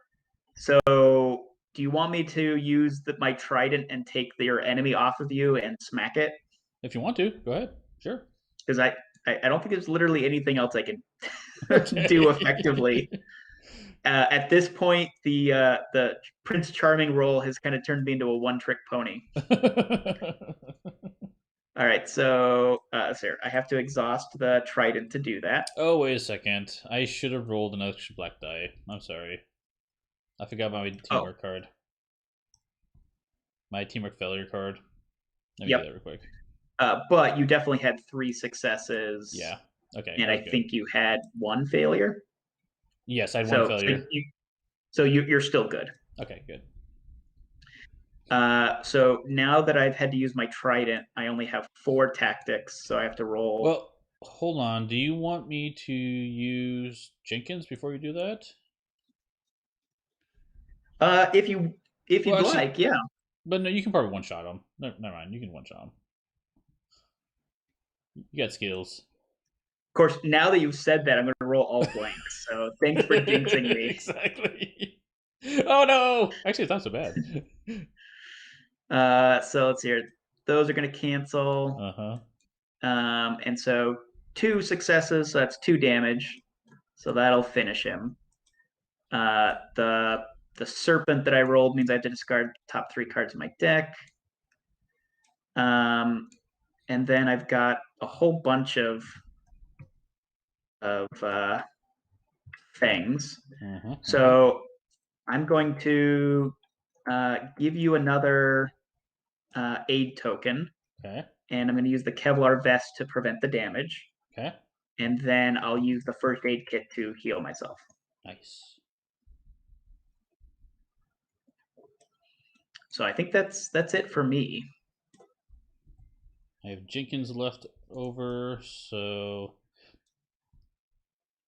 Yeah, this is a little bit of a weird thing because if either of these go away, we have to pull one off the mission.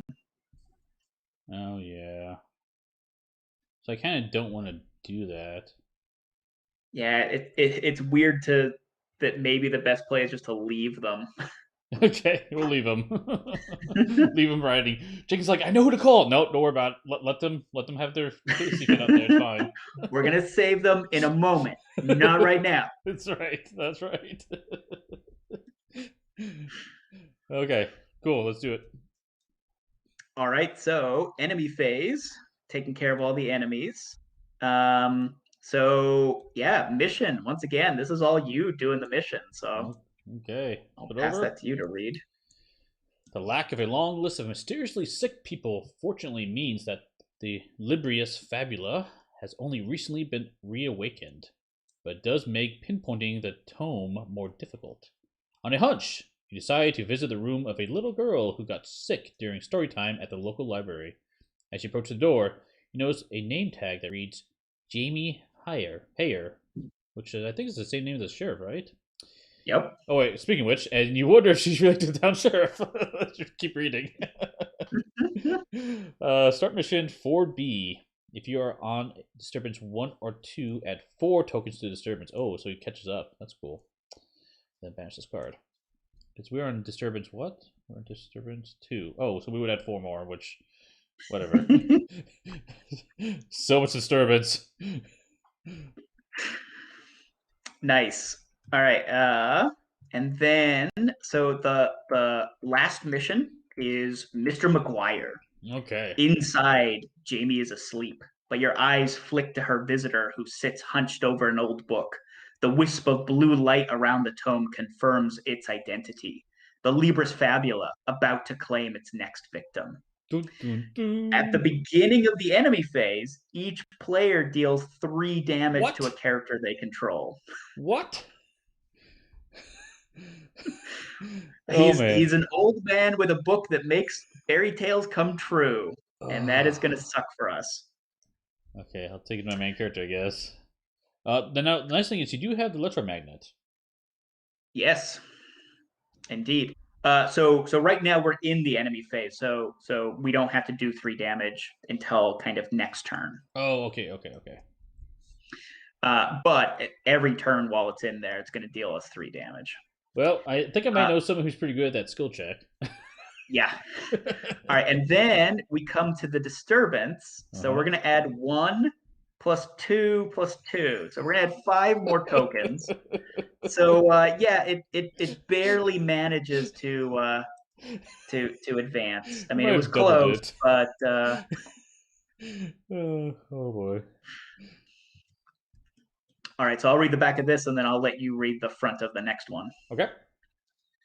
When the daughter of the town sheriff, little Jamie Hare, fell ill, Mr. McGuire came to read to her. Jamie loved fairy tales and begged him to bring along his new book. As he read, energy slowly soaked into his tired bones. Although the stories did seem to be a comfort to the girl, her strange affliction worsened day by day, leaving Mr. McGuire to wonder how much longer her strength would hold out. Mm-hmm. We start Disturbance 3, and if mission 1, 2, or 3 is in play, we get to add a token to it, right? So if we're behind, it catches us up a little bit. Nice. And then we get rid of that disturbance card. Read the next one for you? Yep. First Blood. Like Rambo, right? Jamie's worsening condition seemed inexorably bound to this book and the stories within. But while his conscience tugged at him to leave the book behind, his renewed strength and vigor always convinced Mr. McGuire to bring it again. As Jamie weakened, something in the book began to stir, and its only desire seemed to be to remain until the end. Cool. And then it tells us that if they... Oh, yeah, go ahead. Yeah. If a non-fairy tale obstacle enters play, banish it and draw another adventure card. Oh, interesting.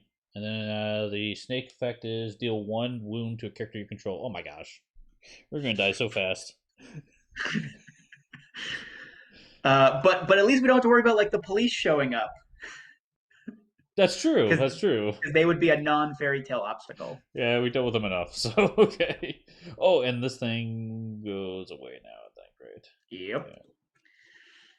All right. So now that we've done all of that enemy phase stuff, we get to do the refresh phase. So ready up all your cards.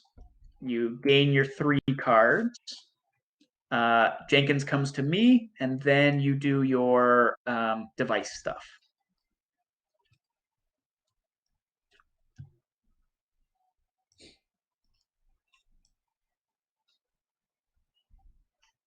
Okay.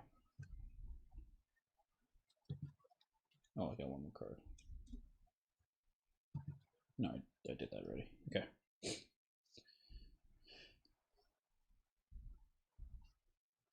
And Jenkins is you. Yes. Thank you. Okay, let's do it. All right, time for another sidekick for me. It was a trusted guide. And as he comes into play, he'll put 1 token down on these imperiled townfolk, and that's all they need. Wow, this guy's like the MVP of the game. He's been so good for us. And the Imperial townsfolk says that we have to remove one from the mission or give somebody a role, but we can't do either of those things, so we don't have to. That's awesome.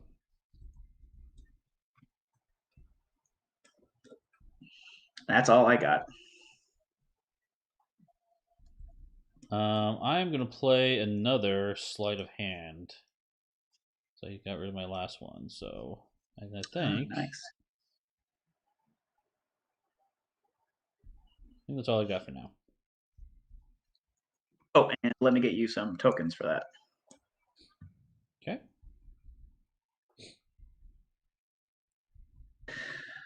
All right, so I think we're ready for the adventure phase, and we no longer have to draw those annoying extra cards. So just one for each of us. Okay. And I am the first player, so I'll draw the first. There it is. Hey, it's the Ravenous Wolf. He's got Sentinel. So he enters play guarding the mission. Uh-huh. And at the beginning of the enemy phase, if he's ready, we add one extra token to the disturbance. So he always adds one. Like if he's out here, he would add two. But even if he's assigned to one of us, he would still add one. Gotcha. Seems pretty fitting for him to come out now too. This part of the story. Yep. Yep. All right, and now your card. Okay.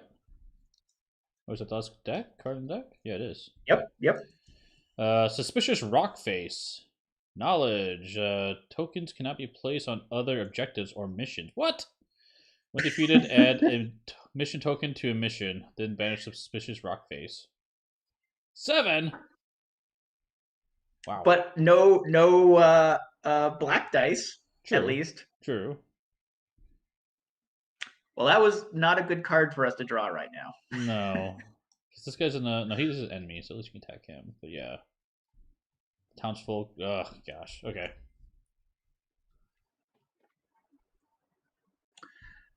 Okay. So...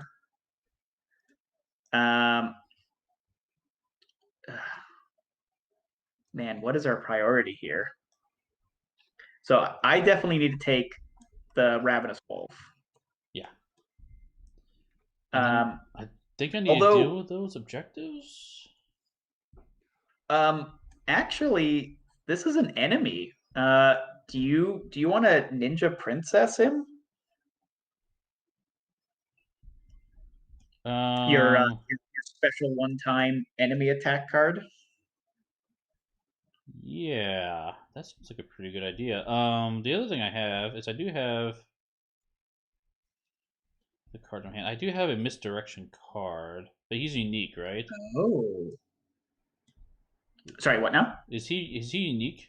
Okay, I assume he is. Yes, he is. You can tell by the ribbon from his name, I assume. Yep, exactly. Okay. So I can't misdirect him. Okay. Yeah, I think now it's time for Ninja Princess time. So I get to overcome him. Any enemy. Wait, no. To overcome any... Yes, I don't have to engage him. Use +1. So I have 3... Wait. Yeah, I have 3. That's +1, so it'd be 4. Should I use my die? It's this or... No, I probably should save it for the objective. I can't even do the objective. Yeah. Yeah, I'll use it for now, I think. I think now it's time to use it. Okay. Stop it. Get rid of this one. So I've got 5 dice against the dude. And I rolled 2 black dice. So only 1 die and 4 whites. Nice. Okay. Let's see what happens.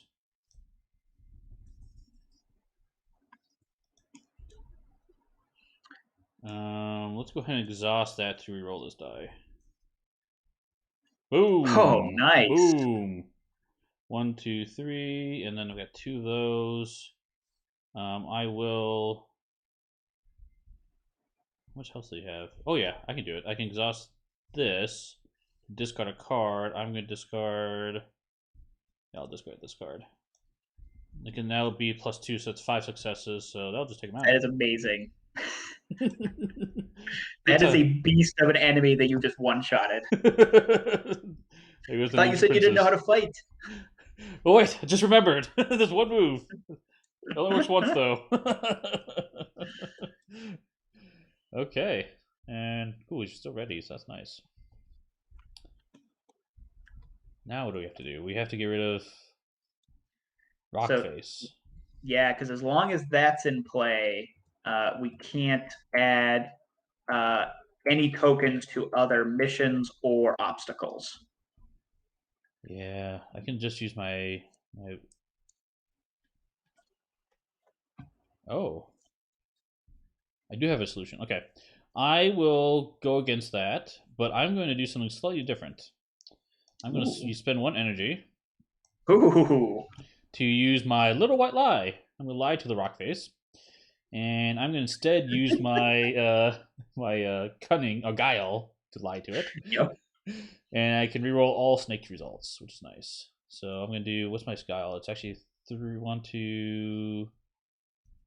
That was +1. Oh, only with this ready. So it's only 3, I think. Yeah, it's only 3. Okay. So I exhausted that card. But I don't have any snake results because he has no black dice. That's okay though. Yep. Okay. See what happens. Boom! There's 4 of them. That's not bad.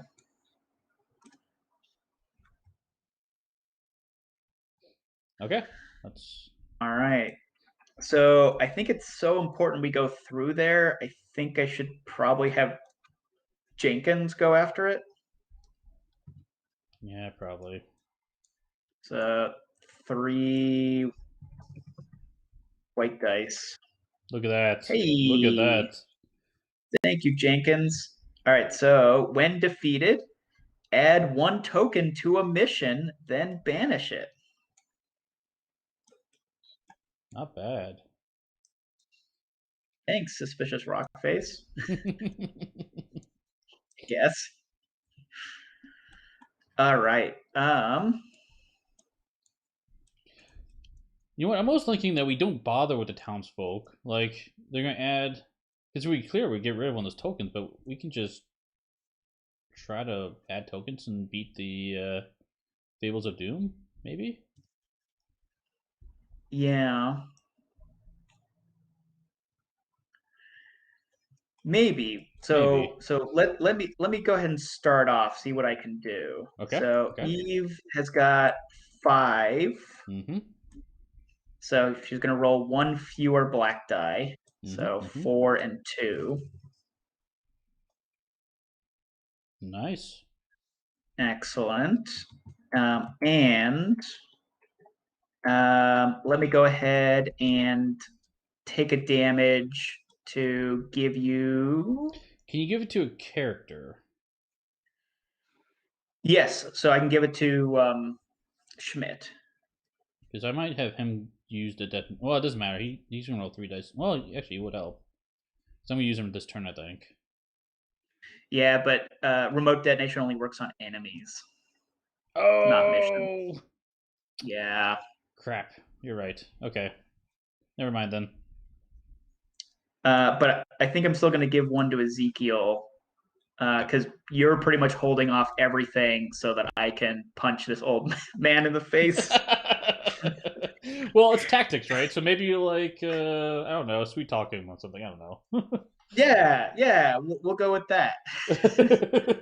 All right, so I would take a damage, but I'll go ahead and use the Kevlar vest to prevent it. Okay. And then I'm going to play a little help, Ooh. which is exhaust 1 character I control to ready another character. So my the trusted guide, the true MVP of this game, is going to ready up Eve, so that Eve can continue to not punch this old man in the face.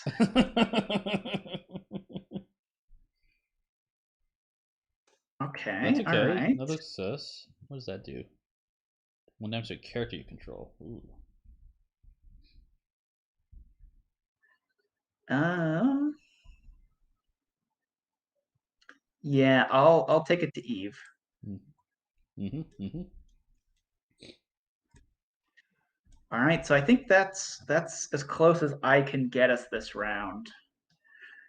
So yeah, you're right. We may just ignore this and try to sprint and finish that up next round. That's what I'm thinking. I'm going to exhaust my Schmidt, the tech wizard, to remove a token from here. Just might as well use them, Nice. right? I get to draw a card for that. Okay. That is all I got. All right, so we start the enemy phase. And when we do so, Mr. McGuire deals 3 damage to a character that you control and 3 damage to a character I control. And this is when I'm going to use your electromagnet. Thank you. Um, and when you take that damage, Okay. I can reduce it to 0. Oh, nice. And that will deal a damage to me. And will also give you an aid token. Oh, wow. Nice play. Now, you can only spend 1 aid token per roll. Okay, good to know. Okay. All right, so I think there's no enemies to attack us. Mission's not quite there yet, so we check the disturbance, and we're going to add 1 normally, and then the imperiled townsfolk Mm-hmm. 2 more. And we need 5 on there. Oh boy. Okay. Yeah, but we're only 1 away from the mission, so hopefully. All right, so refresh phase. Ready your cards. And gain 3 cards as energy or into your hand.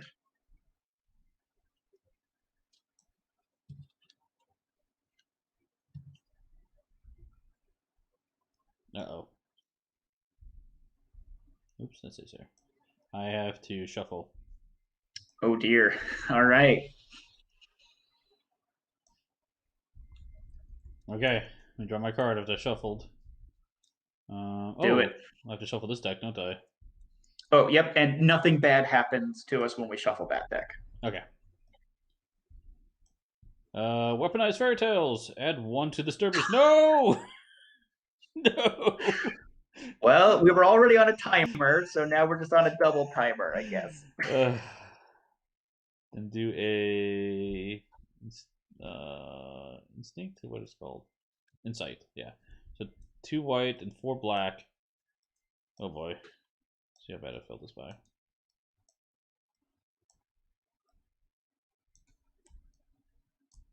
Here we go.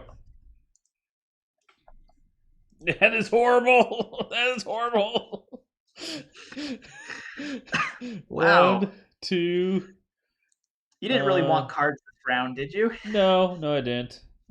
So it's 2 cards I discard from my hand. Let's get. I can get rid of this guy for sure. Yeah, 2 cards at random. Oh, at random. Oh, just kidding. Yeah.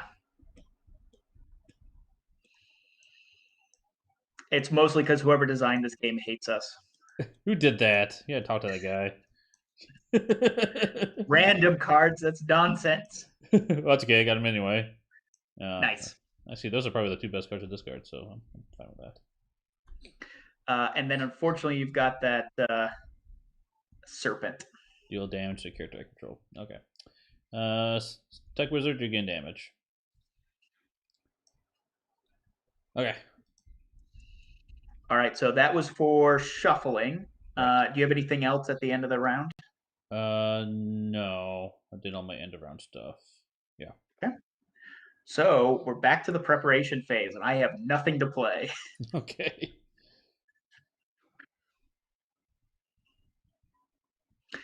So one thing to clarify is that the mission will advance, assuming that we succeed. It'll advance during the enemy phase, which means he's going to get 1 final time to hit us for 3 damage.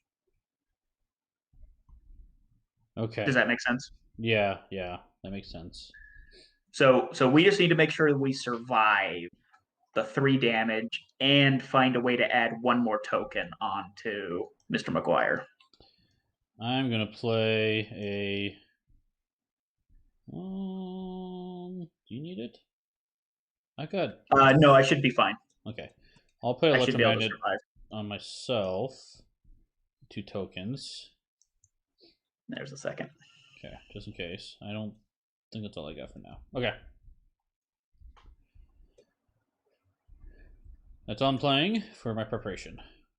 All right. So I think you are the first player, so you get adventure card. Here we go. First one. Ignore that guy. And draw another Yep. card, right? If it's a non-fairy tale obstacle, banish it and draw another card. Okay. Oh, there's the wolf. Ugh. So Yep. comes in front of me. Okay. No, they want to come Go back. away. They want to come back. Oh, no! Go away. Oh, okay. Well, I mean, we already needed to win this round. Now we just really, really need to win. Oh boy. Oh wow.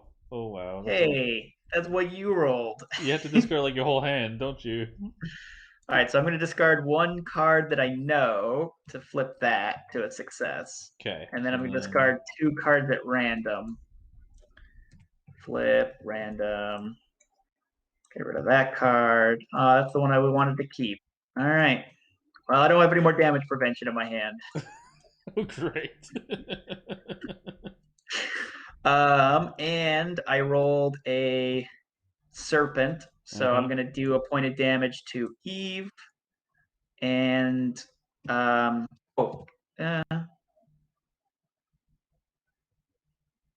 yeah, I'll just prevent that. Okay.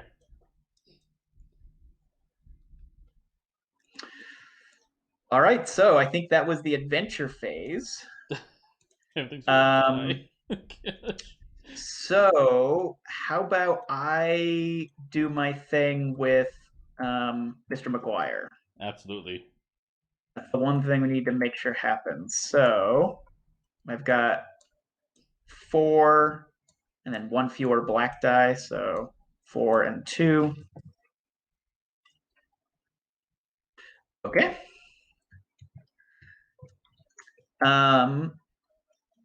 So I'm gonna take a point of damage and then heal that damage, so that I can give a aid token. Who wants it? Schmidt? Oh yeah, Like, just contact the dude. Sure, why not? Yeah. Okay. Okay, so we've got enough of this. We have to not touch this. Yes. We just have to let those people continue to be imperiled. So I think that's all I've got. Okay, I think what I'll wind up doing is let's have before Schmidt dies, because I'm pretty sure he's gonna die. Let's have him use the remote detonation. So he's gonna get 3, and I'll spend that 1 for 4 dice. Let's attack the guy in front of me, I believe. Yeah, Mm-hmm. that. And you'll still roll his black die as usual. And 1 die. Okay, here we go.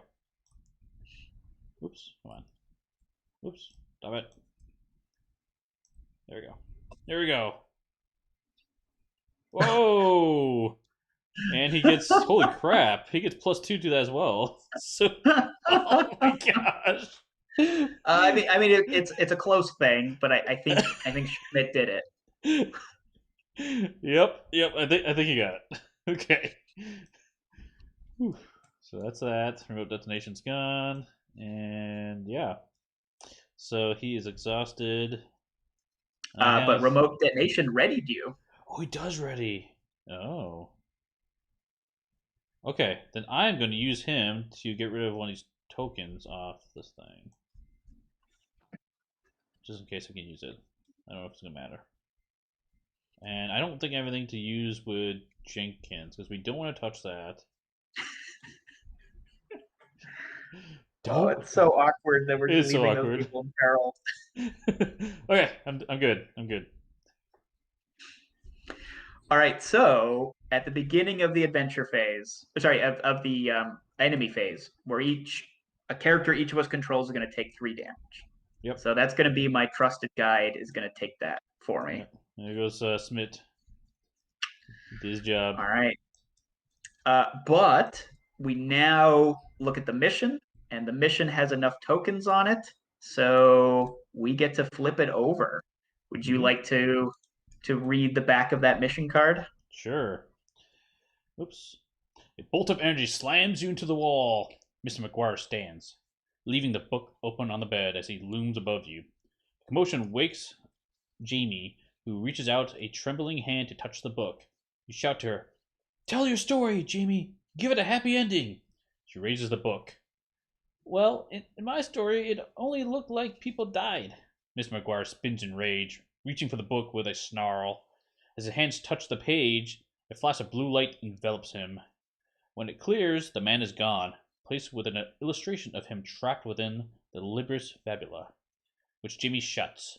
As long as the book resides in the library, it can do no more harm. Players win the game, and we unlock the following cards: Jamie Hire, Lover of Tales. Oh, sorry. It looks like you're going to have to load this last asset. It's okay. The idea is that these preformed decks have 28 cards in them. Uh-huh. But your deck may include up to 30 cards. So you have kind of 2 wild slots for cards that you unlock as a result of completing missions. So every adventure you complete, you'll unlock, usually 1 to 2 cards. And now you could include those in your deck if you wanted. So, we just saved Jamie, and she is now a sidekick that we can bring along with us on future adventures. Very cool. Very cool. I like it. Now, I'm curious. Can I flip this card? We're gonna lose? Go ahead and flip it. Yeah, we would lose. Oh my gosh. That was a close one. Oh man. Wow. Yeah. That came down to the wire, and unfortunately, these imperiled townsfolk had to pay the price for us. Well, that was a blast. That was a lot of fun. It was really cool to see how that works and how you can tweak your deck and everything. And it's cool seeing how each character here, each hero plays pretty differently. Like I can see how yours was more fighty guardian style, right? Like protect and kill stuff generally, and mine was like, hey, how can I lay down this equipment to leverage tools I needed for the job at the time? So it was a lot of fun. Yeah. The last thing to say about deck customization is that if you look at your cards, at the very bottom of them, like right above the copyright information, it has a word like improvisation or Ezekiel Jones or trickery. Well, the game comes with disciplines, which are a group of 7 connected cards. And so the idea is that rather than build your deck freely, where you get to pick every single card, you're instead picking a whole discipline and you take all 7 connected cards. So your deck must include your character's special discipline. So you have to take the Ezekiel Jones discipline. And then you've got any other 3 disciplines. Right now you've got trickery, improvisation, and gadgets. But you could end up taking, Cassandra's got a science discipline, so you could swap out one of your disciplines for that science discipline, or like I've got a well prepared discipline, so you could swap those in. So it's more like light deck customization. You can't build it 1 card at a time, but you can build it 7 cards at a time. Yeah, it sounds like it's similar to the Star Wars living card game Fantasy Flight, where they have groups of cards you combine into a deck. Yeah, absolutely. And I think that really cuts down on, I think one of the problems with the living card game model is like a lot of people really like the core game because it's relatively simple to do deck building. And then people start dropping off because, now you've got 200 aggression cards that you're trying to mix with Spider-Man or whatever. And so here, it should always be the same complexity to build a deck if you want to. Yeah, So it does stop it from like players diving in and digging through and really falling in love with the deck building, but I think it stays approachable for people no matter how many expansions they end up buying. for sure, for sure. And this game is still being produced, right? It's not hasn't released yet. Is that correct? Yeah, that is correct. So I'm told it's going to be going to printers soon. Okay. So I think the timeline is to get it to. So this was on Kickstarter Mm-hmm. um, last November, I think. Sorry, Yeah. the pandemic has made time just go in weird ways. It So I has. don't, but October or November, and then it should be getting to backers sometime in the summer. Excellent. And for those who missed the campaign, can you late back it, or is it coming to retail? What are the options there? That is a great question. You can definitely late back it. I don't know what the publisher has in mind for retail options. Okay. So if you are interested in getting it, certainly late back it. There's everything you see here, which is kind of the core box: 4 characters, 4 adventures. There's an expansion with 2 new heroes, and 3 new adventures. And then there is I think it's a Kickstarter exclusive hero who is Jenkins, Oh, right? So this nice. card we've been passing back and forth, you actually get to play as Jenkins. If you do that, do you still have the Jenkins card you pass back and forth? So is he in like 2 places at once? So there's actually a version of this card where the text is identical. It just represents a different character. Ah, nice. So it doesn't change anything mechanistically, but you could swap it out so that you don't have Jenkins and Jenkins. Sure. Although honestly, I kind of like doing the Jenkins and Jenkins adventures. Of course. I mean, it doesn't quite make sense, but Jenkins is so awesome, you might as well play with him twice. Absolutely. Cool. Well, this was a blast, Brett. I appreciate you teaching the game and had a lot of fun, and it was a nail biting win. So that's always makes a good experience. Absolutely. Thank you so much for your time, and I hope those who were watching and watch in the future enjoyed it.